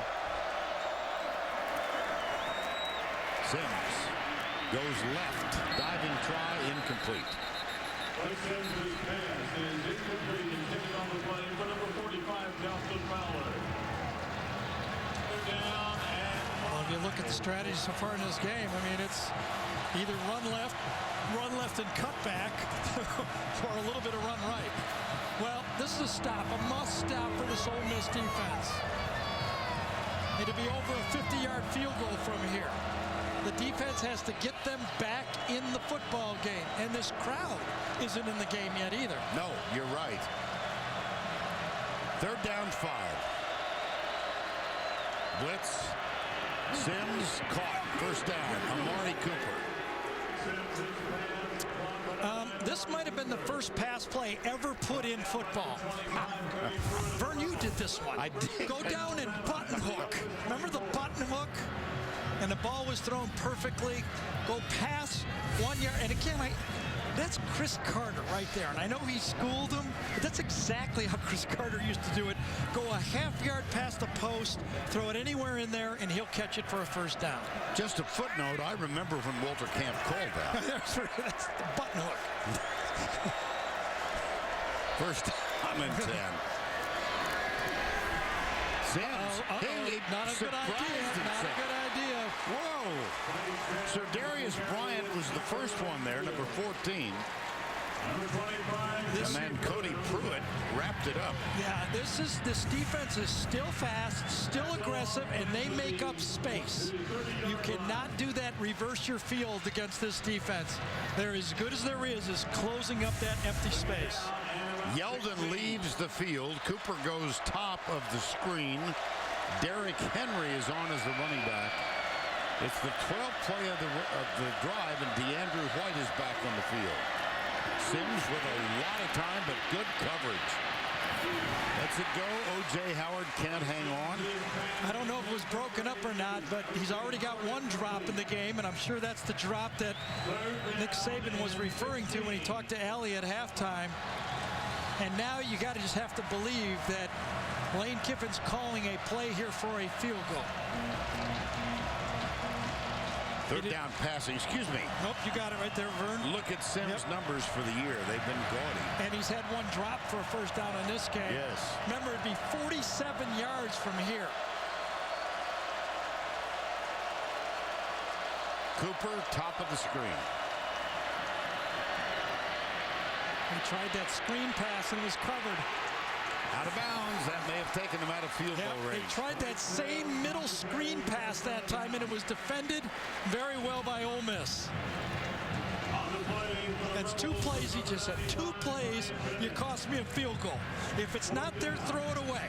He lost yardage on first down, and he lost yardage on third down. You saw Nick go 2 plays. That's the type of game management that can really get you in trouble. Well, they will try the field goal. Adam Griffith, you were introduced to him with 1 second left in the Iron Bowl when he missed from 57. This is from 51. And he pulled it badly to the left.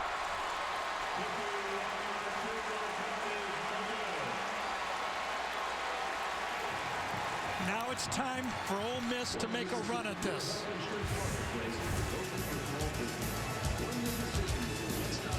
That one quacked on its way left.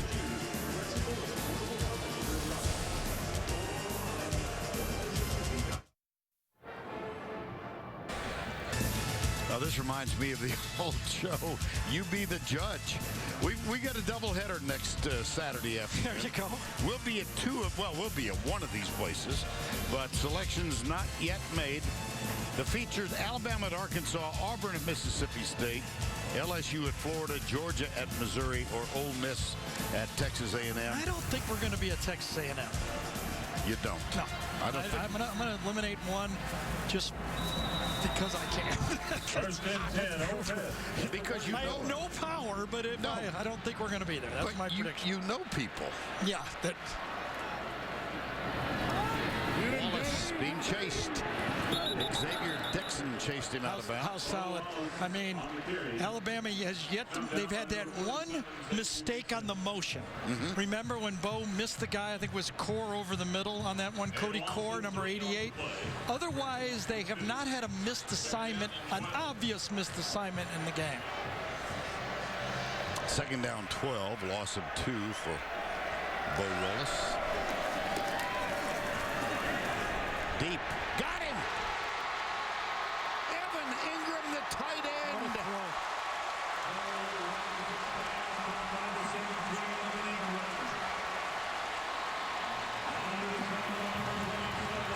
Well, this used to be C.J. Mosley, but the linebacker's going to try to go deep with the tight end on the seam.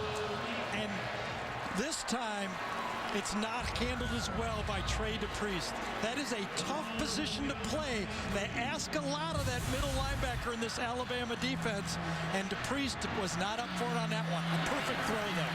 Quarterback draw. Wallace goes right, gets 4 or 5. It's a version of their combo pass defense. It's why they're so good at what they do, because they challenge their linebackers to match up vertically down the field.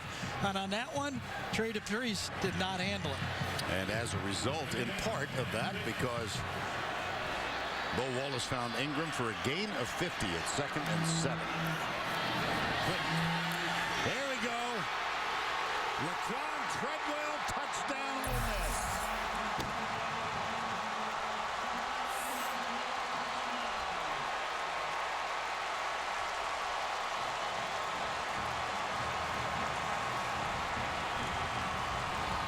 I'll tell you, Alabama does what they do.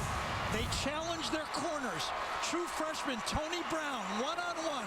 Back shoulder throw, missed tackle, and a brilliant play, a great throw. Back-to-back big throws by Bo Wallace, and of course the talent of Laquan Treadwell.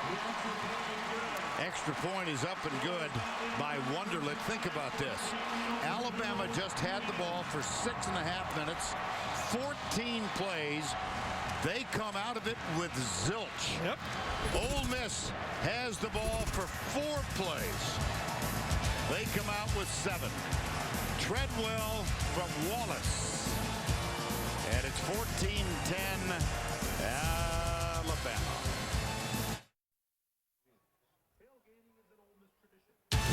The Home Depot SEC on CBS is sponsored by the Home Depot. USAA, DirecTV, and by Chick-fil-A. Now, before a crowd of 61,826, that's the 4th largest in school history, they erupted with applause after that touchdown pass. Don't forget, later in the game, the play of the game presented by Napa Auto Parts.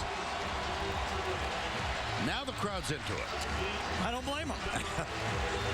I mean, you know, as we've talked about a lot, Alabama does what they do. They're going to match up man-to-man, and if you can make a perfect throw, you're going to beat them.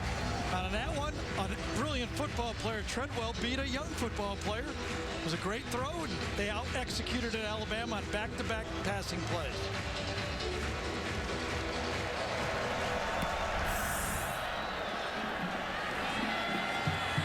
The goal line, Christian Jones. And not very far. Wow. They're diving in on that football, Vern. Let's see if this thing might have come out. C.J. Moore was the first one there, number 26. You can see the reaction to the players. Yeah. Alabama's ball, but there's an Ole Miss player hanging on to it. There, it's out. That ball's out. And it's not going to change. Officials on the field call it Alabama. Ball's out. It's before his knee was down. And he must have scooped it back in.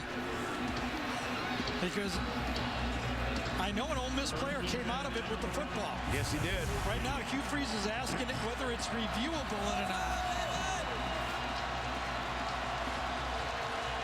He's still asking, and he's not getting a positive answer. What I think he wants to know is, was the runner called down, or was it called that Alabama recovered the football? Hugh Freeze is down at the 20-yard line. Here is the snap. It's Derrick Henry out to the 20. Now Freeze is out on the field. Yeah, well, now it's too late. Yep. The only thing he'd be doing now is trying to get the next call, because he's not going to get the last one. Confirmation from the field that the ruling was an Alabama recovery. Right, because if it wasn't, it would have been reviewed, and that ball was out before his knee went down. Second down 4. Cooper all by himself, top of the screen.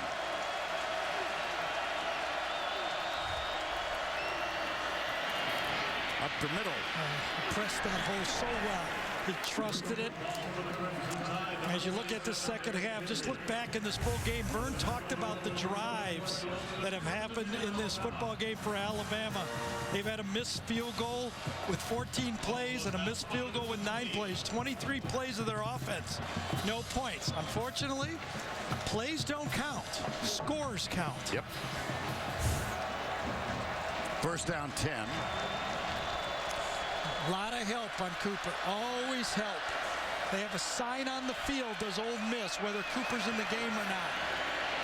Deep, down the middle, wide open. O.J. Howard. Caught from behind, but inside the 20. Great discipline by Blake Sims. He saw the tilt to Cooper. He looked left and came back. See the tilt over here to number 9? He knows that he's going to get this guy down the seam. Everybody's going to the left. Cody Pruitt is stuck in the middle of the field because of Blake's eyes. Wonderful job by Blake Sims that time. They'll keep it on the ground. Here's Derrick Henry. Down near the 15-yard line. If O.J. Howard would have dropped that one, all those people that were calling in the Knicks radio show would have called in and apologized. Remember, for 3 weeks, it's why isn't O.J. getting the football? Well, he needed to catch that one. Well, he went 3 games without a catch. He caught a couple, and he dropped a couple in this one. Henry. Great defense. Flag down. Going to get a hold on the play as well. Trey Elston, number 7, just busted into the backfield. Holding on the offense, number 88. That penalty is declined. Third down. And another player is down. It's Ryan Kelly, the center. Yeah. And we saw the effects of a center going out of the game in the Arkansas-Texas A&M game. How late in that game a fumbled snap.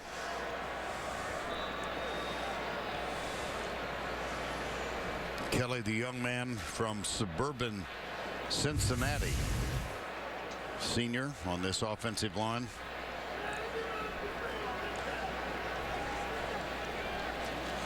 Time is called. We'll be right back.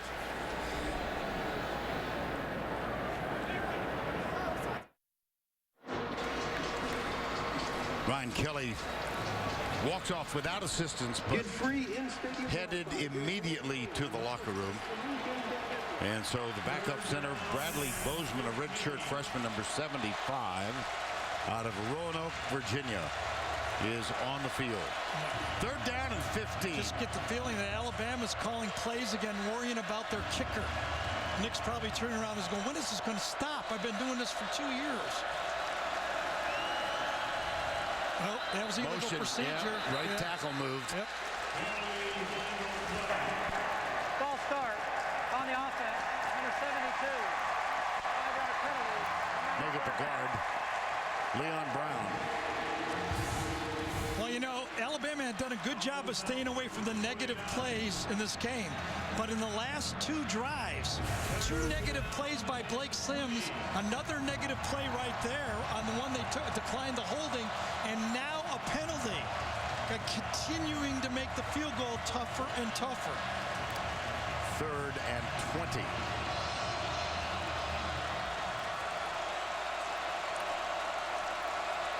DeAndrew White, Amari Cooper both to the right side. Sims slips. And Derrick Henry is brought down.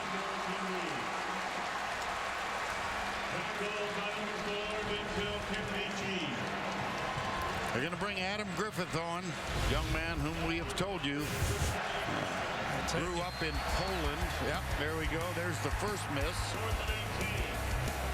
And here is the second. That second one was hooked badly.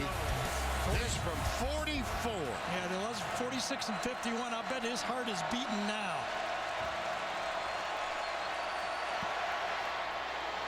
That looks good. That is good.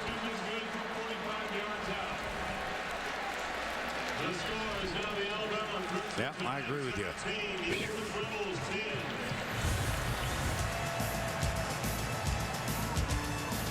Adam Griffith, the adopted son of Tom and Michelle Griffith, math teachers in Calhoun. Nick Saban finally gets to applaud a kicker.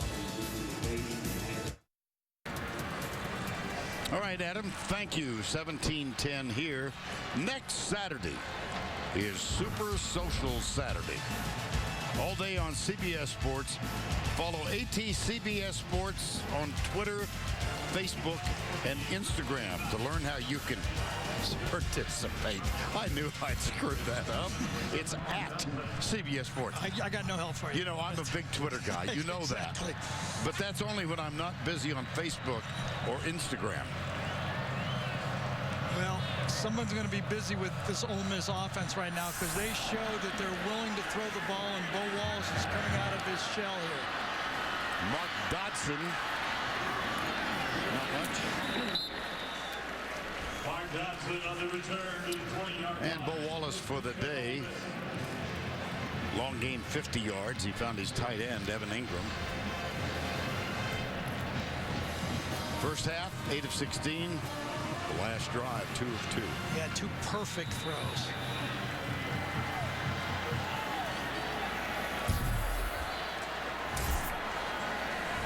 First down 10.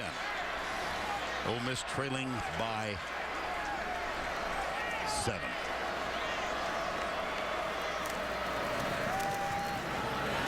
Left side. Jalen Walton. Vern, early in this game, we talked about that you better bring your good quarterback to beat Alabama. And look at some of the games these quarterbacks have had against Alabama.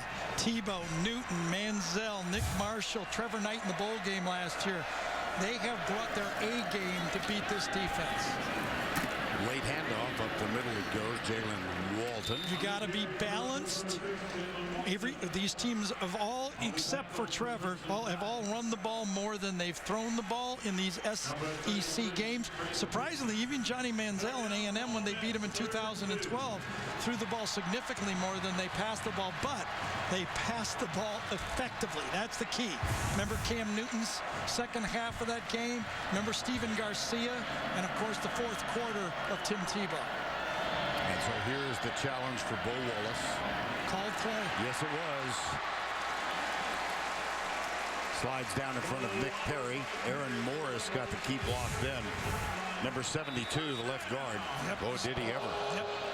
Run all the way. And Wallace has now rushed it 8 times for 31 yards. He picks up a first down 10.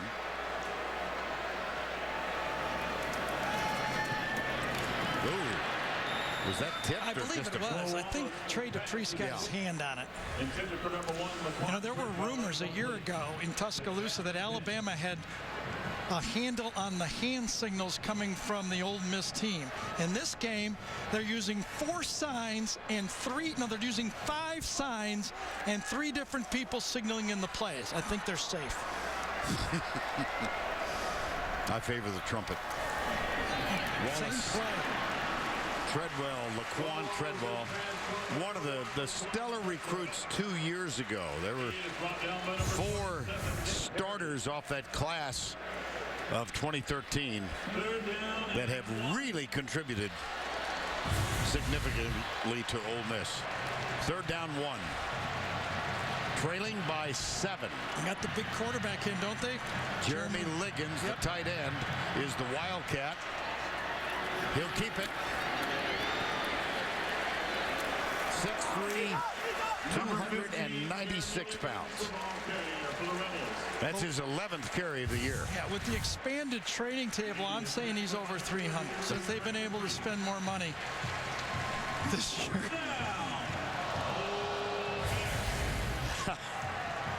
First down 10. That is their heavy formation. You see the total weight north of 3,000 pounds. First down 10.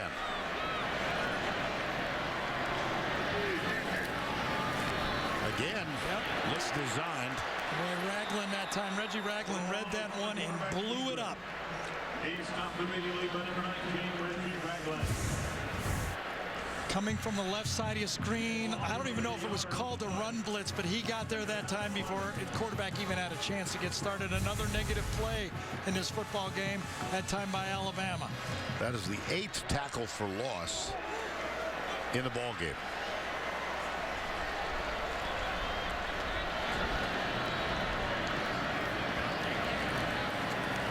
Throws it, completes it.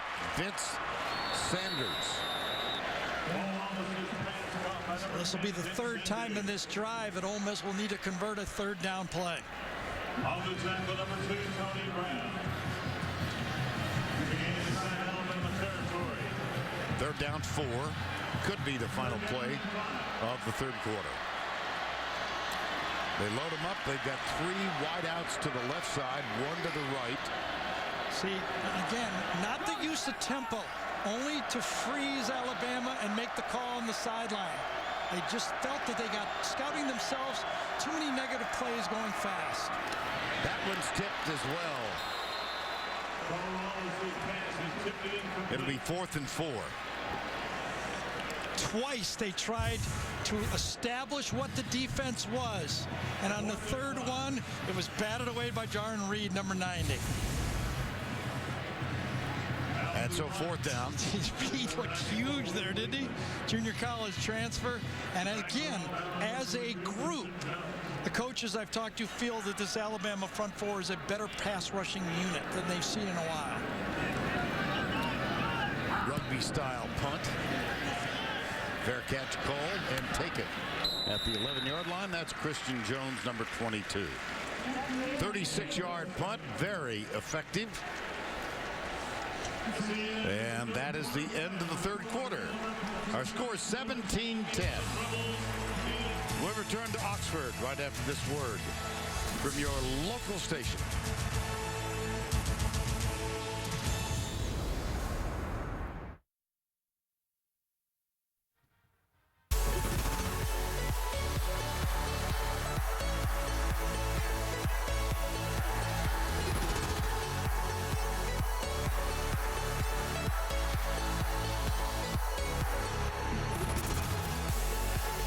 And so we welcome you back to Oxford, Mississippi.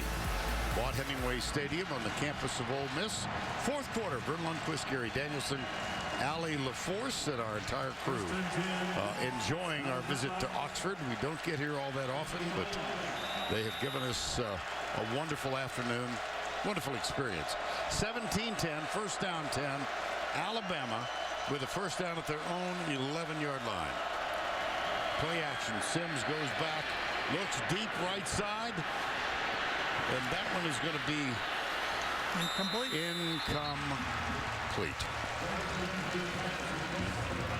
Well, 2 undefeated teams. 4-0, 4-0. We were hoping for a close game. We've gotten one. Do you think this is about what these teams expect? I'm sure of it. You know, we started off the game talking about the theme all week from here at Ole Miss. We want to compete. We don't expect we're going to walk out there and win. We just want to prove we can compete and earn the game. I think Alabama's happy with Blake Sims. He's gone on the road and done a good job. No big mistake. There's only been one outlier play in the game, and that was the fumble for the touchdown. Besides that, it's an even football game. And that is the difference in the game right now. Yeah, and the new center did not center. Yep. That's all he could do. He yelled, he jumped, he lifted his foot. And we talked about it. We saw the problem in the Arkansas game against Texas A&M. And this time, Bozeman, number 75, Bradley Bozeman, will not react. He's ready. Give me the ball. Give me the ball. Give me the ball. Give me the ball. Give me the ball. He's calling out assignments, and he doesn't see the quarterback. And they did get a timeout called. It must have been from the bench then. Okay. It must have been from the bench. We were watching the play out there, and it had to be either Lane Kiffin or Nick Saban calling that play. Now Red Lobster presents today's Scholar Athlete. D.T. Shackelford, 6 years a player. He had back-to-back ACL surgeries and missed 2 years. So given a medical red shirt, already has accomplished his master's degree in higher education. Early on said he wanted to be a high school principal. Now he's thinking more about sports administration. What a great career, huh, Vern? I mean, not only on the football field, but as you mentioned off, he's the first member of his family to graduate from college. Red Lobster's commitment to the investment of our future shown by donating $1,000 to the University of Mississippi's General Scholarship Fund. 2nd and 10. Fowler, number 45, the fullback.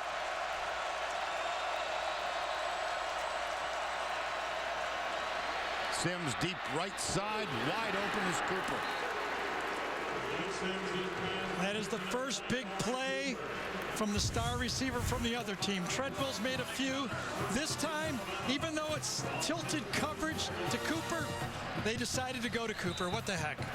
You know, you compare him to a lot of great ones that have won Blitnikoff Awards. I mean, he's up there with the greats that have ever played college football. Sometimes you just got to throw him the ball. Forget the coverage and throw him the ball. He now has 51 catches for the year. Yeldon is back on the field. He's number 4 behind Blake Sims. A couple. Well, the truck did a good job here. They hear me talk about these Blitnikoff guys, and they throw up past Blitnikoffs, and there's the percentage of catches. Some of the greats have caught for their whole team, 33% by run. Now, that's on the whole year for the guys above. Right. And then Cooper's he's catching 43% of all the completions and 50% of all the touchdown passes. He's on his way to a Blitnikoff season. Had a wonderful year. Last year, though, he was hampered by a sore foot. Here's Yeldon, nice work, but it's going to bring up 3rd down. Let's talk about that Ole Miss defense again. Remember I said I went to practice and they didn't bust one assignment? I still say all the shifts and the motions and the overloaded plays and the unbalanced lines have not given the Ole Miss any trouble in this game yet.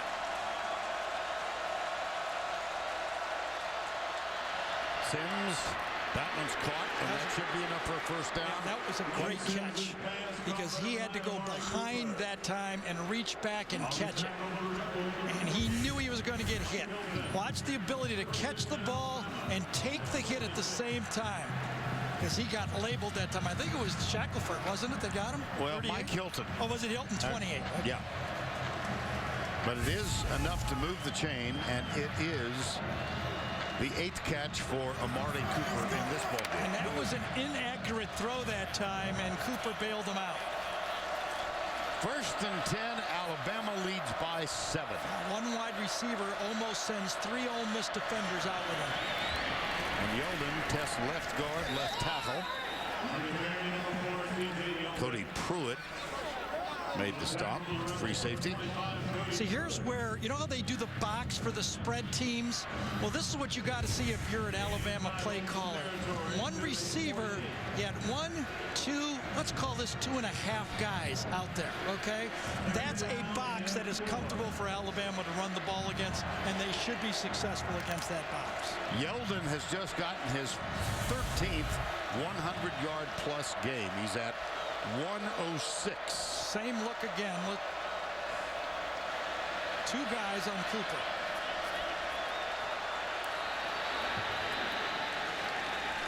Play clock. I think Alabama took timeout again, they too. did. No flag on the play. Timeout. Alabama. That's their second charge timeout. It feels like that Lane Kiffin and Nick Saban understand the importance of this drive. It's like they're all in on this drive right here. Yep, there's Nick running down there to call timeout right at the top of the screen.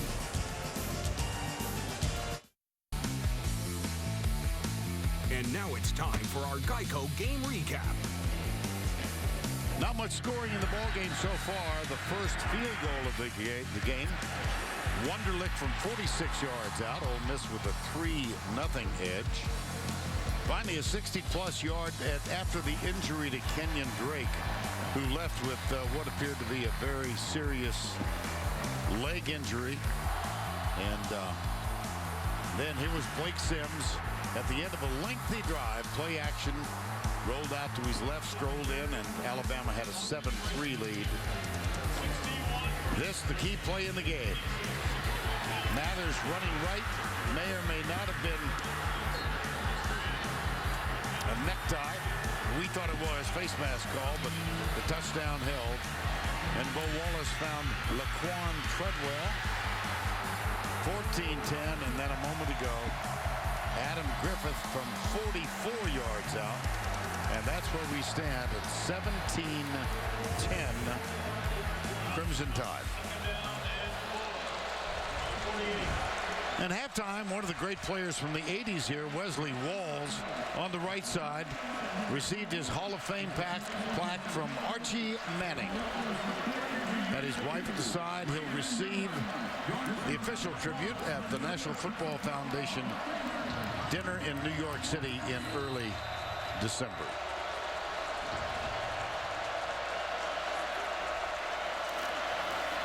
Sims chased. Oh boy.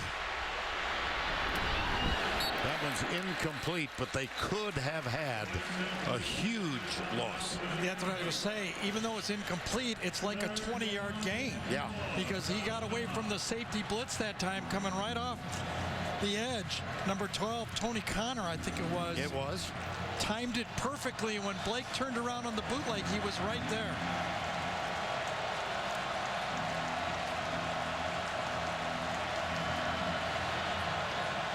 Third and 4.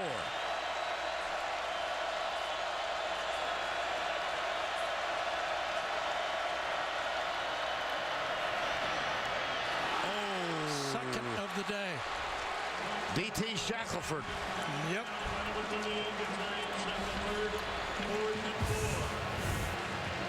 He saw it all the way. He played the quarterback's eyes, and Alabama dodged one there. Second time in his football. That would obviously been a tough catch. He actually overran it, didn't he? But man, that's a nightmare when you throw one like that. From personal experience, I can tell you.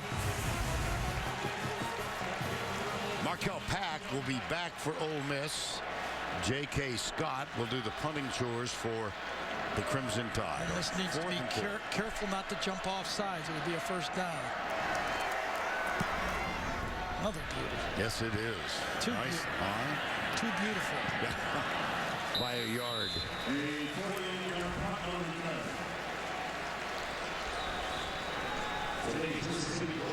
11:31 to go. SEC West battle. 2 undefeateds. Alabama leads by 7.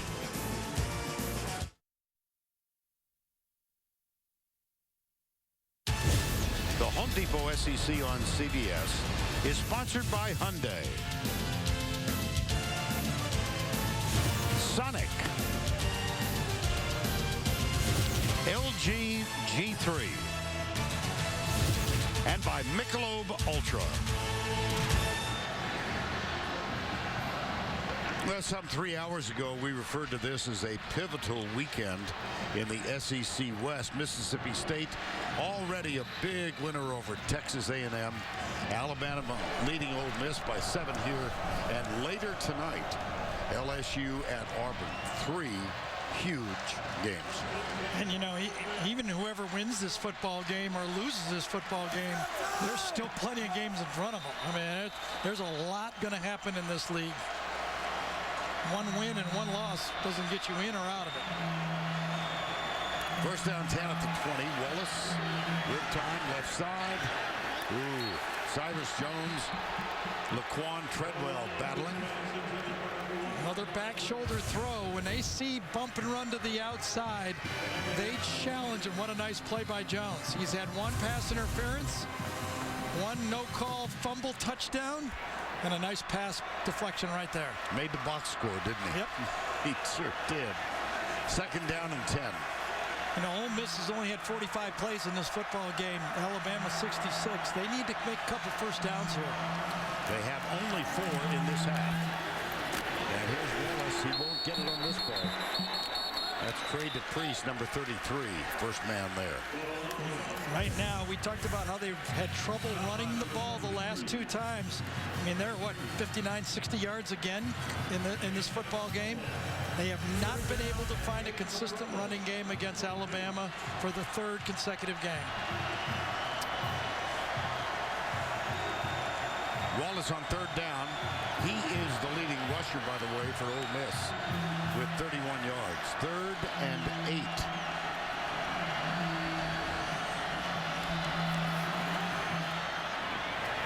Got it. Cody Core, slot receiver. I'll tell you, great protection that time and a well-designed route. The inside guy goes out, the outside guy goes in to hold the linebackers. Watch this nice design route. A little crisscross release, and then right into the open territory. Beautiful. Gain of 14, first down. 10:25 to go.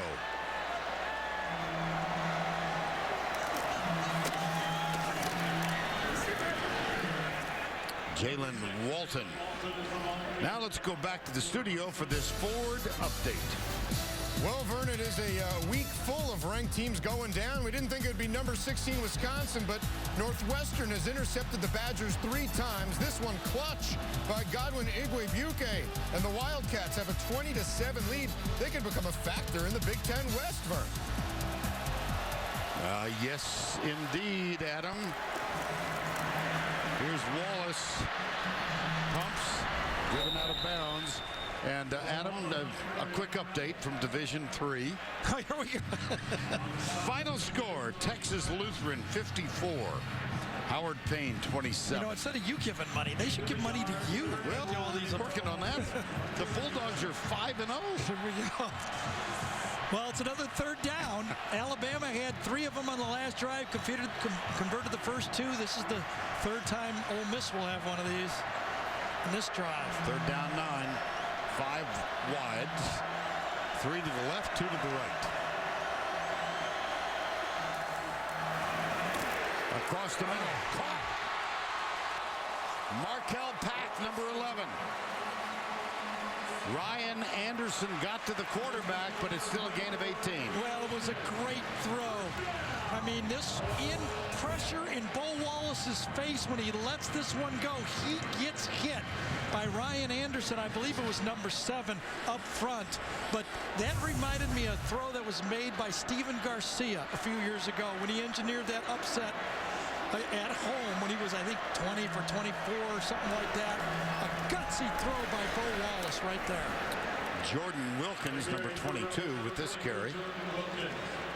I mean, this is really what you earn the confidence of your football team. You throw that ball, you let it go, and throw a perfect strike. And again, Alabama forces you to do that. They're going to play their coverages, and if you can throw it that well, you're going to complete the pass. 2nd down, 10. Bunch receivers to the right side. Wallace. It took off on him and it's dropped. That's about the 4th big play that Ole Miss has not made. Yeah. Evan Ingram. Bo has to calm his team down now. I don't know. It's one of these guys. Right Number up the 17. middle. Yeah, I just meant on the bunch. Oh, I see. Yeah, I didn't know where he was lined up. Matched up by Landon Collins, and that's a touchdown. That was great, though. Bad catch.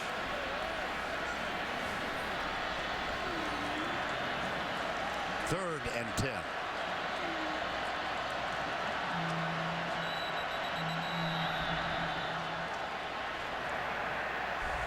Delay a game on the offense.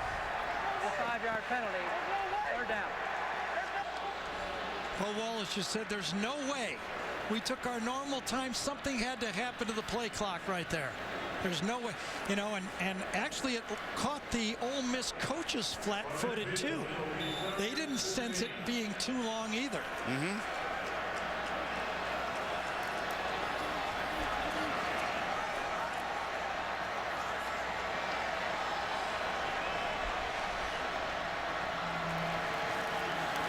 Four-man rush. Wallace lets it go.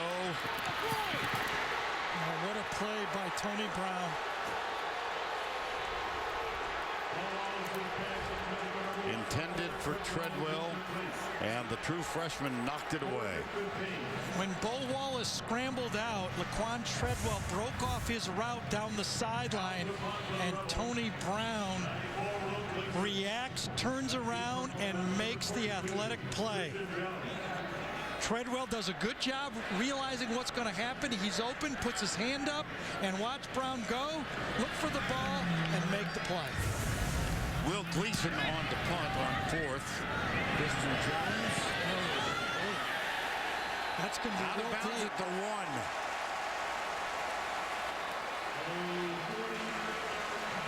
I really don't like when these returners let these balls land like this, because that's exactly what can happen. You're better off catching this ball on the 10 than taking the chance that it goes out. So that ball landed about on the, it was about on the 8 or 9, wasn't it? Yeah. Yep, I can't blame him on that one. 17-10.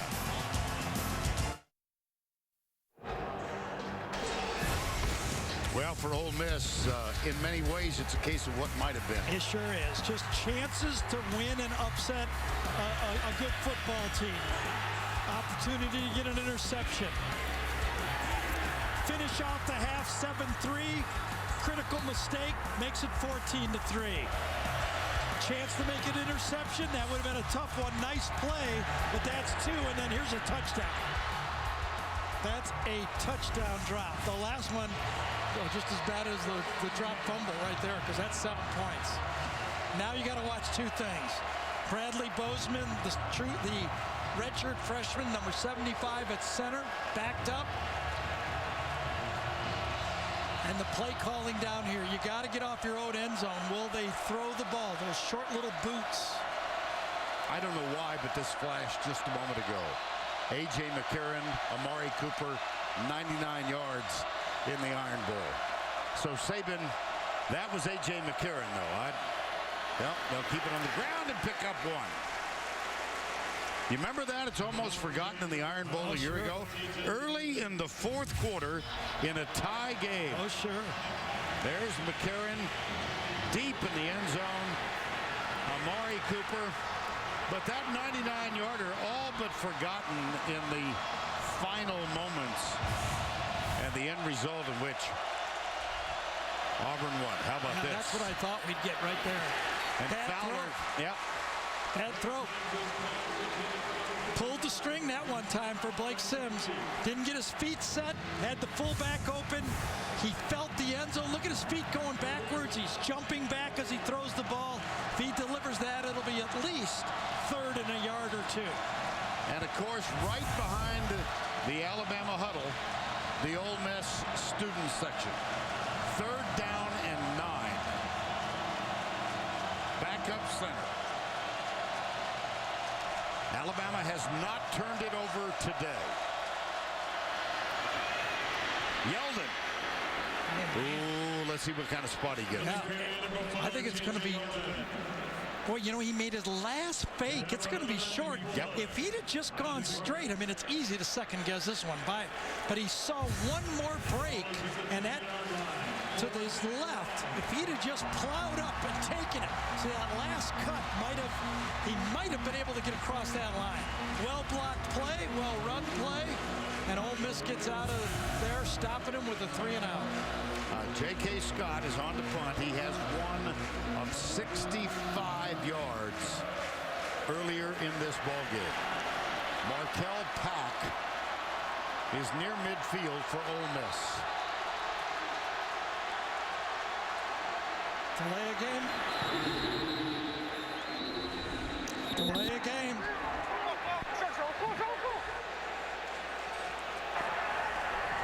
Delay a game on the offense.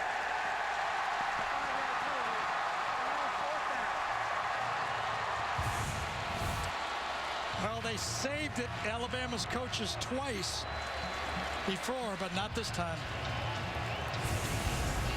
Now, Alabama with only one timeout left. Here's Scott, the freshman out of Denver.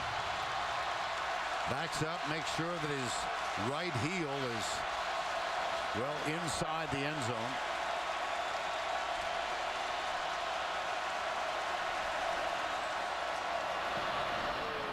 Rockets, another one. Boy, oh boy. All the way back to the 34. Pack. Taken down by Nick Perry. What a punt, huh? That's 60. Yeah, what So he's a got punt. punts of 65 and 60. That was huge. But Ole Miss has the ball. All 3 timeouts left. Adam Zucker, New York, with an update on Oklahoma and TCU. After TCU took the lead on a pick 6, Oklahoma blocks the extra point, and Zach Sanchez, who's from Fort Worth, returns it for 2 points.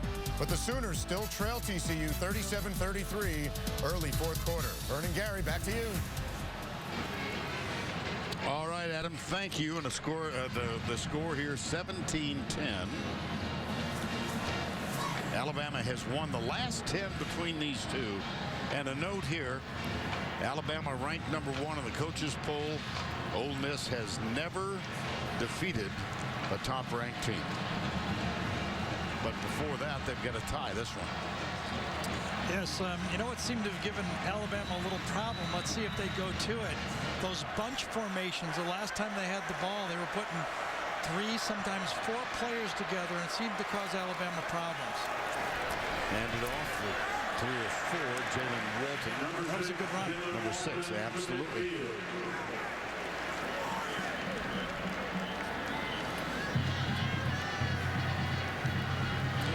.608.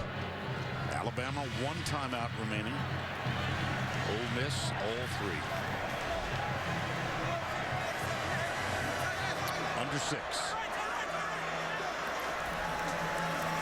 Wallace got a man open. It's caught by Evan Ingram, who dropped a touchdown catch last possession.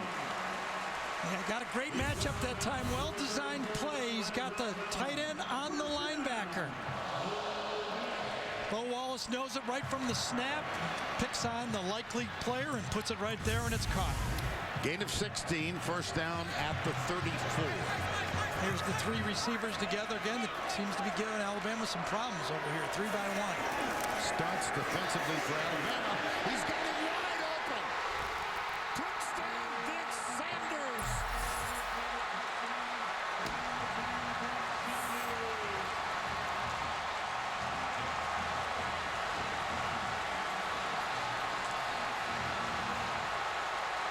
And I think he beat the best. I think it was Landon Collins back there. But it was also the formation. They're having trouble matching up against the trips. They're playing off, and by the time they figure out who to cover, the guy seems to close the gap, and he's wide open. 3rd touchdown of the year for Sanders, none bigger. And a little Flag here for unsportsmanlike. Oh, that'll help field position, won't it? Unsportsmanlike conduct, number 17. That penalty has been forced on the kickoff. The touchdown is good. Hugh Freeze says, what did he do? Well, he dropped a touchdown, and then he caught a short pass, and then he had too much going on the sideline, or on the field before he left, I assume. It's a bad penalty if it is, but boy, that formation in this second half has caused fits for Alabama. Extra point good. We're tied. Take a look at the touchdown. Vern said they beat the best. Landon Collins is the safety right here. Here's the touchdown. Just a little bit of hesitation. And as they play their combo routes, bam, he's by it. You take one step to the middle of the field, and all of a sudden it's a touchdown. The whole second half, they've been having trouble on this. Tony Brown gets beat inside a well-run route, and again, it's not bad Bo, not good Bo, it was great Bo.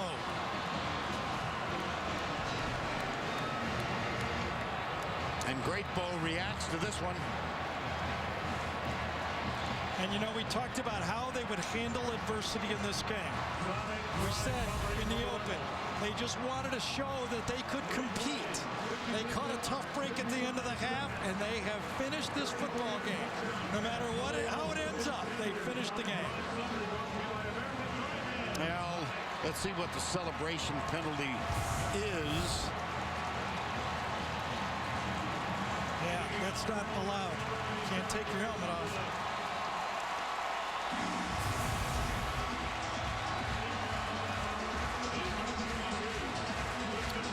Wow.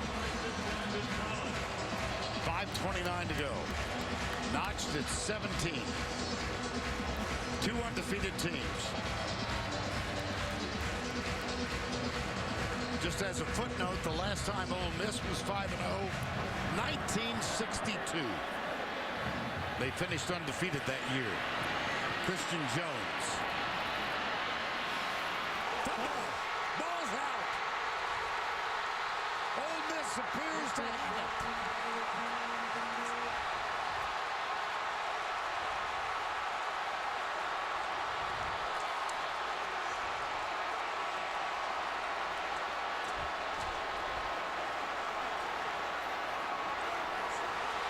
They do.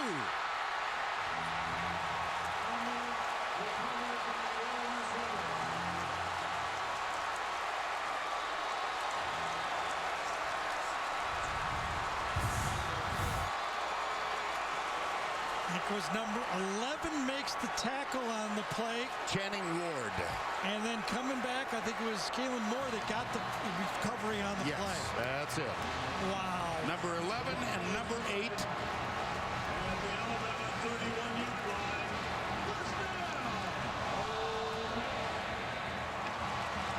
And they were so close. Remember, we showed that montage of plays, how close they were to getting an interception.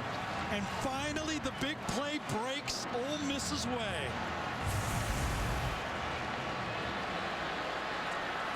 .5:21 to go. Sweep right. Jalen Walton.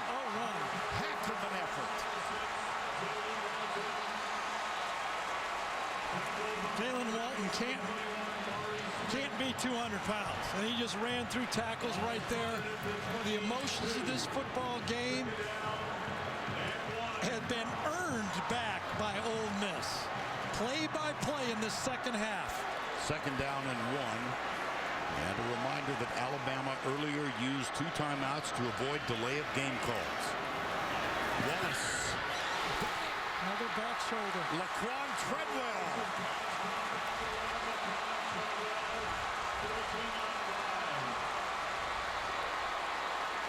Ole Miss player down to 15. Can't do any better than this. This could have been a run or a pass. Bo Wallace sees the one-on-one coverage. He gives up on the running play and throws the ball to the wide receiver. The offensive line on that play had no idea that was going to be a pass. They were blocking a run play. Aaron Morris is the injured Ole Miss offensive lineman, number 72.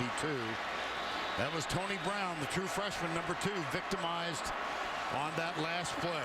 And I think true freshman Rod Taylor, number 73, will come in as his backup. First and goal.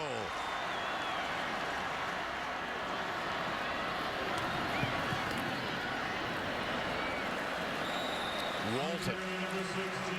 Well, at this point, you have to figure why you will not go back at least one time to Treadwell. You got to throw one up there, don't you? Second and goal. There's Treadwell. Second and goal. On the 8. Ball at the 8-yard line.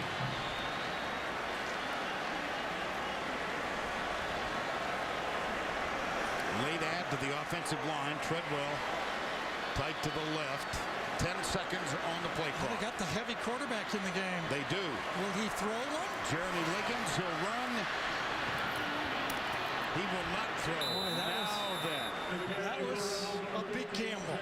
Taking your hot quarterback out of the game and try to gimmick the other team, and it did not work. They were going to throw from this formation for the first time. It was that little bootleg play where they slipped the fullback underneath, and Alabama didn't go for it. Now, if they don't get the touchdown, they're not exactly overwhelmed with assurance about their field goal kicker. He wants 1 second left and call a timeout. Andrew Fletcher has missed once. He's the short field goal kicker. Wunderlich has hit from 46. He's the long field goal kicker. Third and goal. Time call.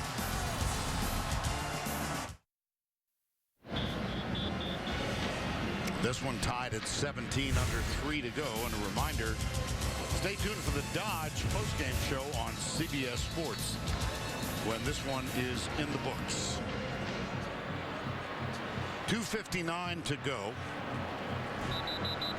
And the Rebels trying to capitalize on a fumble recovery at the 31. They now have a third and goal at the 10.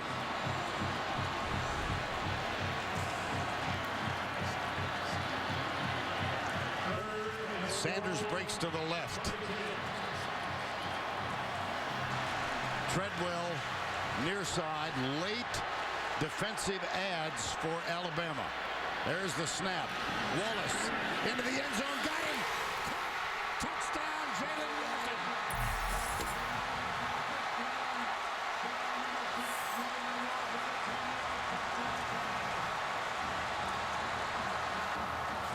It's really the same confusion they've been having on the bunches, only this time Mathers was in the backfield, but it was the same confusion. They're going to slip right this guy out. Treadwell goes back, and watch the confusion right here. It's like a bunch play. One step inside, and it's a touchdown. The bunch plays have really given Landon Collins problems in this game. 23-17. What do we got? Another celebration penalty? They're going to review it. Looks that way. Yes.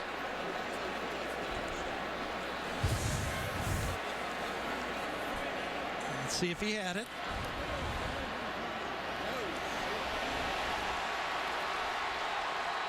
I think his foot was down, and his foot was down again. Yeah. Yes. Well, but might as well. It's a big touchdown. Take your time. I think he actually got 2 feet in on this one. 1, 2. Does he have it? Does he have it? Does he control it? His knee comes down, then he hits the ground. I think he has that one. After further review, the ruling on the field is confirmed. It's a touchdown.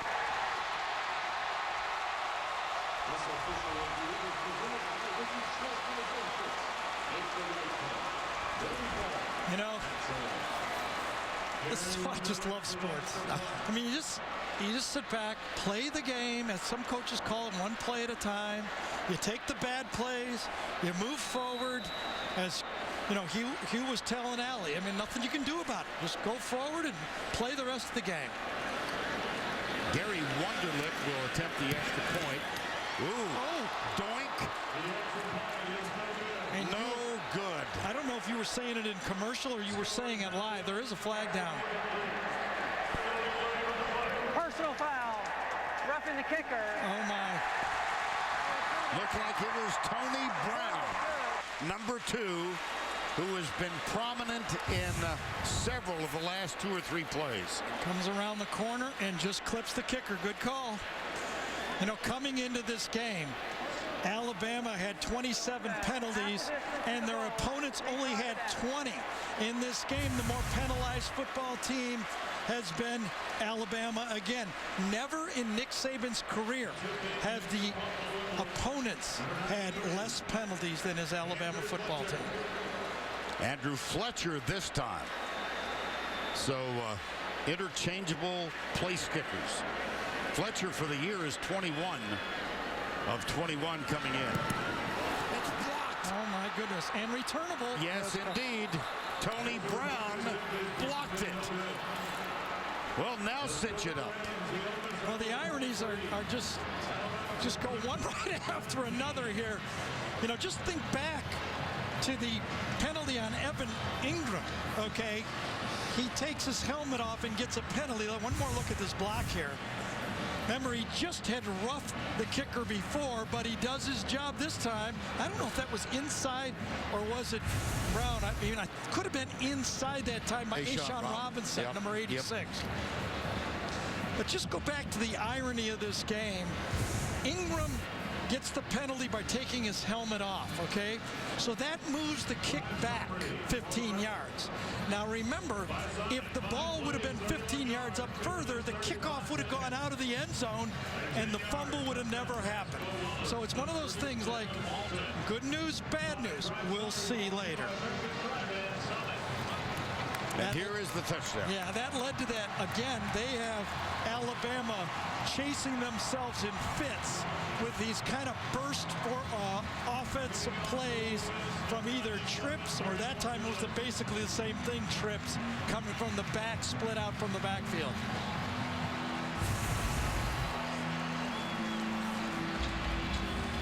Wallace now 18 of 31, 251 yards, 3 touchdowns. 23-17. 2:54 to go. Alabama 1 timeout remaining. Wonderlic kickoff. Cyrus Jones is back, number 5. He's chased and avoids a tackle. Got him up near the 28. Flag is down.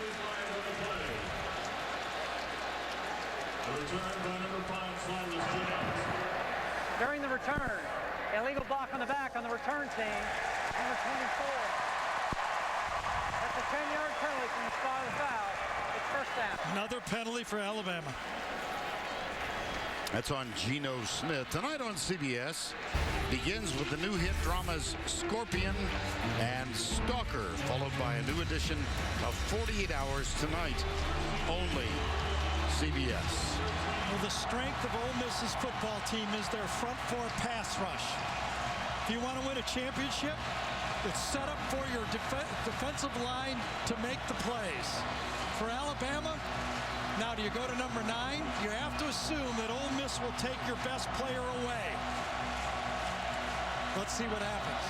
DeAndre White is top of the screen. Amari Cooper in the slot. First down 10, low snap. Sims picks it up, pumps, has to run, and does get out of bounds to stop the clock. 2:37 to go. That's a gain of 3. 2nd and 7.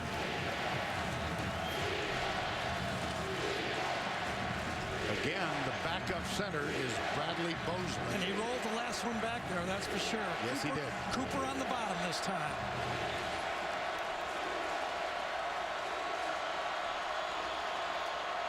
Sims caught to the 33-yard line.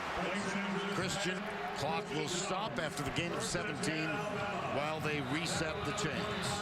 Just give some credit to that offensive line. They're going up against one of the most talented pass rushing defensive lines in college football. Let's see if this guy, number 10, can put some pressure on him right there. C.J. Johnson. Yeldon goes right. Surges out across the 40. Under 2 to go. Alabama can stop the clock once. 2nd and 2. All those players down. C.J. Jones, it appears. Johnson, rather. I just circled him, too. I said, see if he can make a play. Play he made as he cramped up. Yep.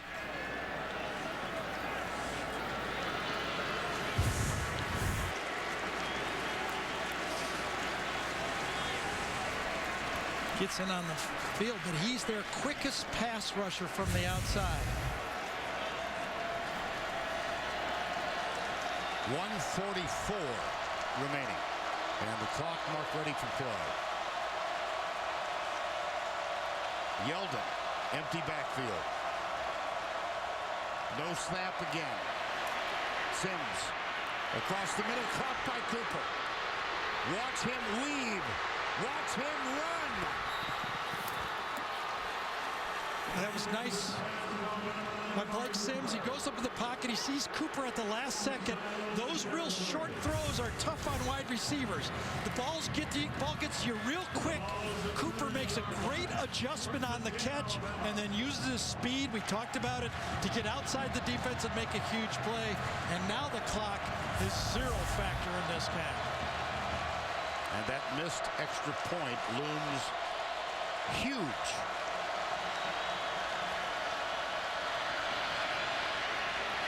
Caught by Yeldon out of the tackle. To the 25, down to the 22. Cody Pruitt makes the stop. Well, they tried to go to the T.J. Yeldon screen pass that won the LSU game. Remember that? 1 minute to go. A lot of space up at the top to just get a first down throw. Blitz. Sims chased. Out of bounds, stops the clock, 44 seconds remaining. A late flag. Flag. A late flag.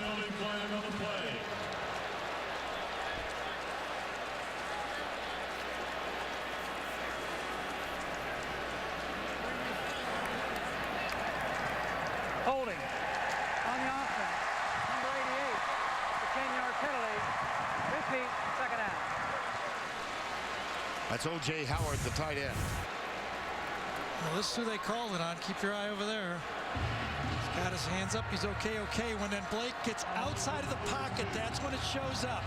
O.J. doesn't know where the quarterback is, and when the defensive lineman tries to release, he holds on to him too long. Good call. Another low snap. Sims deep into the end zone, double coverage. It is up for grabs. It might be, it's out of the end zone. Well, this will be reviewed. Sinquez Golson thought he had the interception. Remember, he's 5'9". He went and got that. Intended for O.J. Howard, who is 6'6". He's got it. His foot comes down. Now, is he juggling it? He's got that football. Controls that football. That'll be reviewed. This could be an interception. The previous play is under further review. Absolutely. His left foot comes down. I think it's going to be called an interception.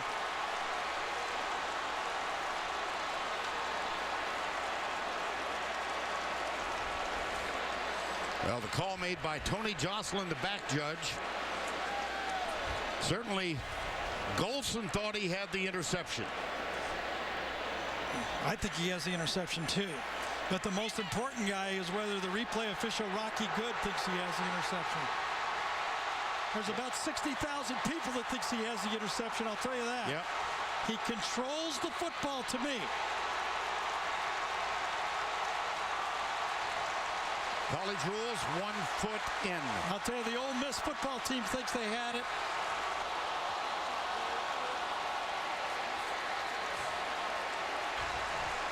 Now the coaching staff out trying to get the players back on the sidelines.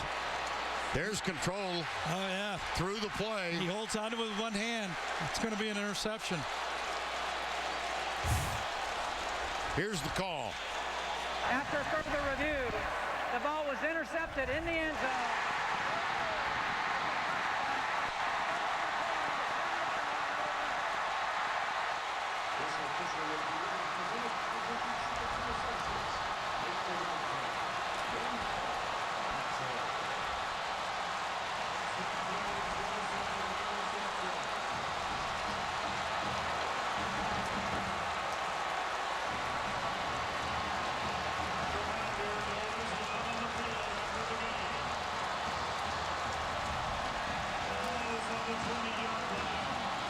Two quick things. Remember the scramble by Blake Sims, another penalty by Alabama. And then finally, we started off the show, Vern, you said, good Bo, bad Bo. And you know what it's going to be from now on? When we look at Bo Wallace, everybody's going to say, I know Bo. I was there when Bo was a senior quarterback and beat Alabama.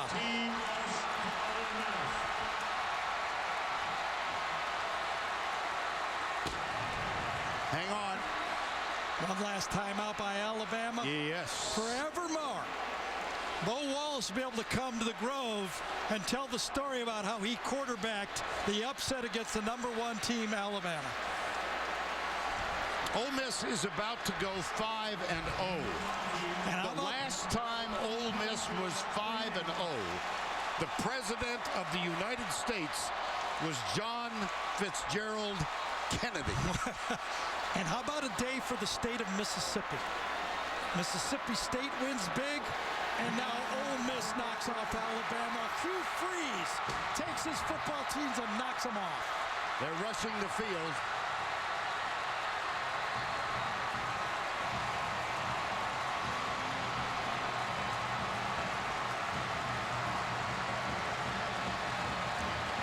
Bo Wallace wants to keep that football, and why would he not?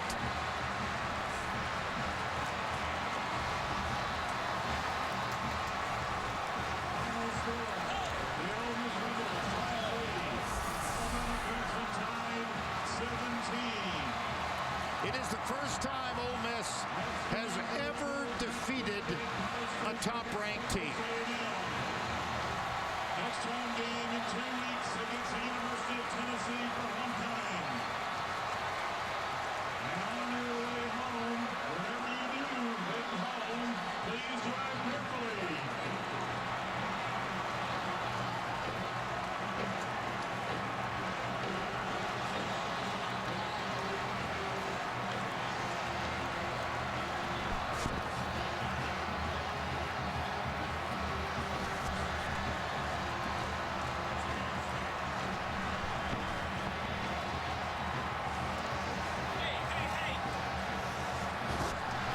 This is worth a visit. Longtime sports information director Langston Rogers, who is a dear.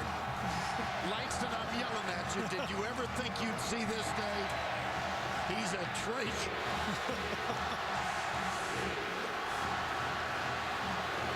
My gosh.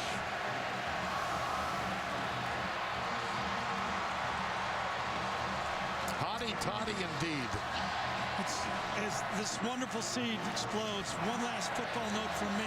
We talked about at halftime that Ole Miss needed some offense. They had 105 yards, only way they could win. Well, they put 218 yards on Alabama, the most Alabama's given up in the second half in 2 years. We know Bo. Yes, we met him yesterday. Well, I think back to our conversation. He said, Gary asked Bo, do you resent the term that you're inconsistent? Right. And he said, well, I sometimes think I'm the only person in America who's ever thrown an interception. And he also, his coach Hugh Freeze talked about him. There's other great players, but he's been through so much criticism People have talked about how he has not gone out on Thursday nights. He's really buckled in, and I said, Bo, if you win this one, I'm going to let you go out on Saturday night and have a good time, and he assured me he would. Got a haircut for this game.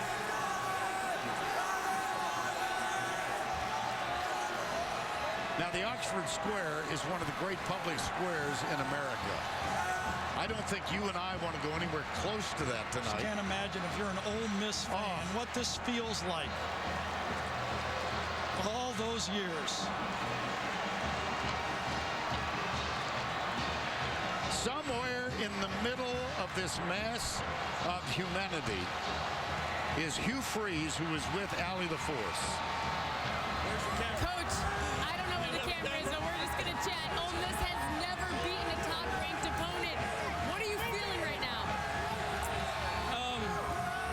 Number one, you know, God is good to us. He's blessed us in our 2.5 years here. I'm just so proud of the resilience of our kids. You know, that fumble right before half felt like it ripped my heart out. And, you know, our kids just kept fighting. And to beat a quality team who's been the gold standard in our conference it expedites our process for sure. You said your goal was to make Ole Miss a household name. Do you feel like you did that today? Yeah, we're close. We're close. We've recruited well. Our administration supports us so well. We got the greatest fans in the world.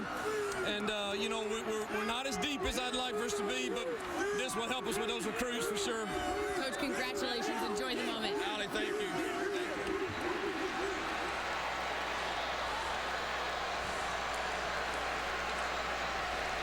Well, it's now time to present the plays of the game presented by Napa Auto Parts. First, what turned out to be the winning touchdown, Bo Wallace, Jalen Walton. It was reviewed and determined a legal catch. And then, toward the end of the game, Sinquez Golson goes up. Initially, it was called incomplete out of the end zone. It was reviewed and ruled an interception. And the first time since 1962, the Ole Miss Rebels are 5-0. How lucky are we? Yeah, we've had some good games, one right after another. Well, for Gary Danielson, Allie the Force, Vern Lundquist saying so long from Oxford. Our guys in the truck, Craig Silver, Steve Milton. Our guys up here, David Moulton, Butch Baird, Chuck Gardner. The Dodge postgame show is up after these messages. And a word from your local station.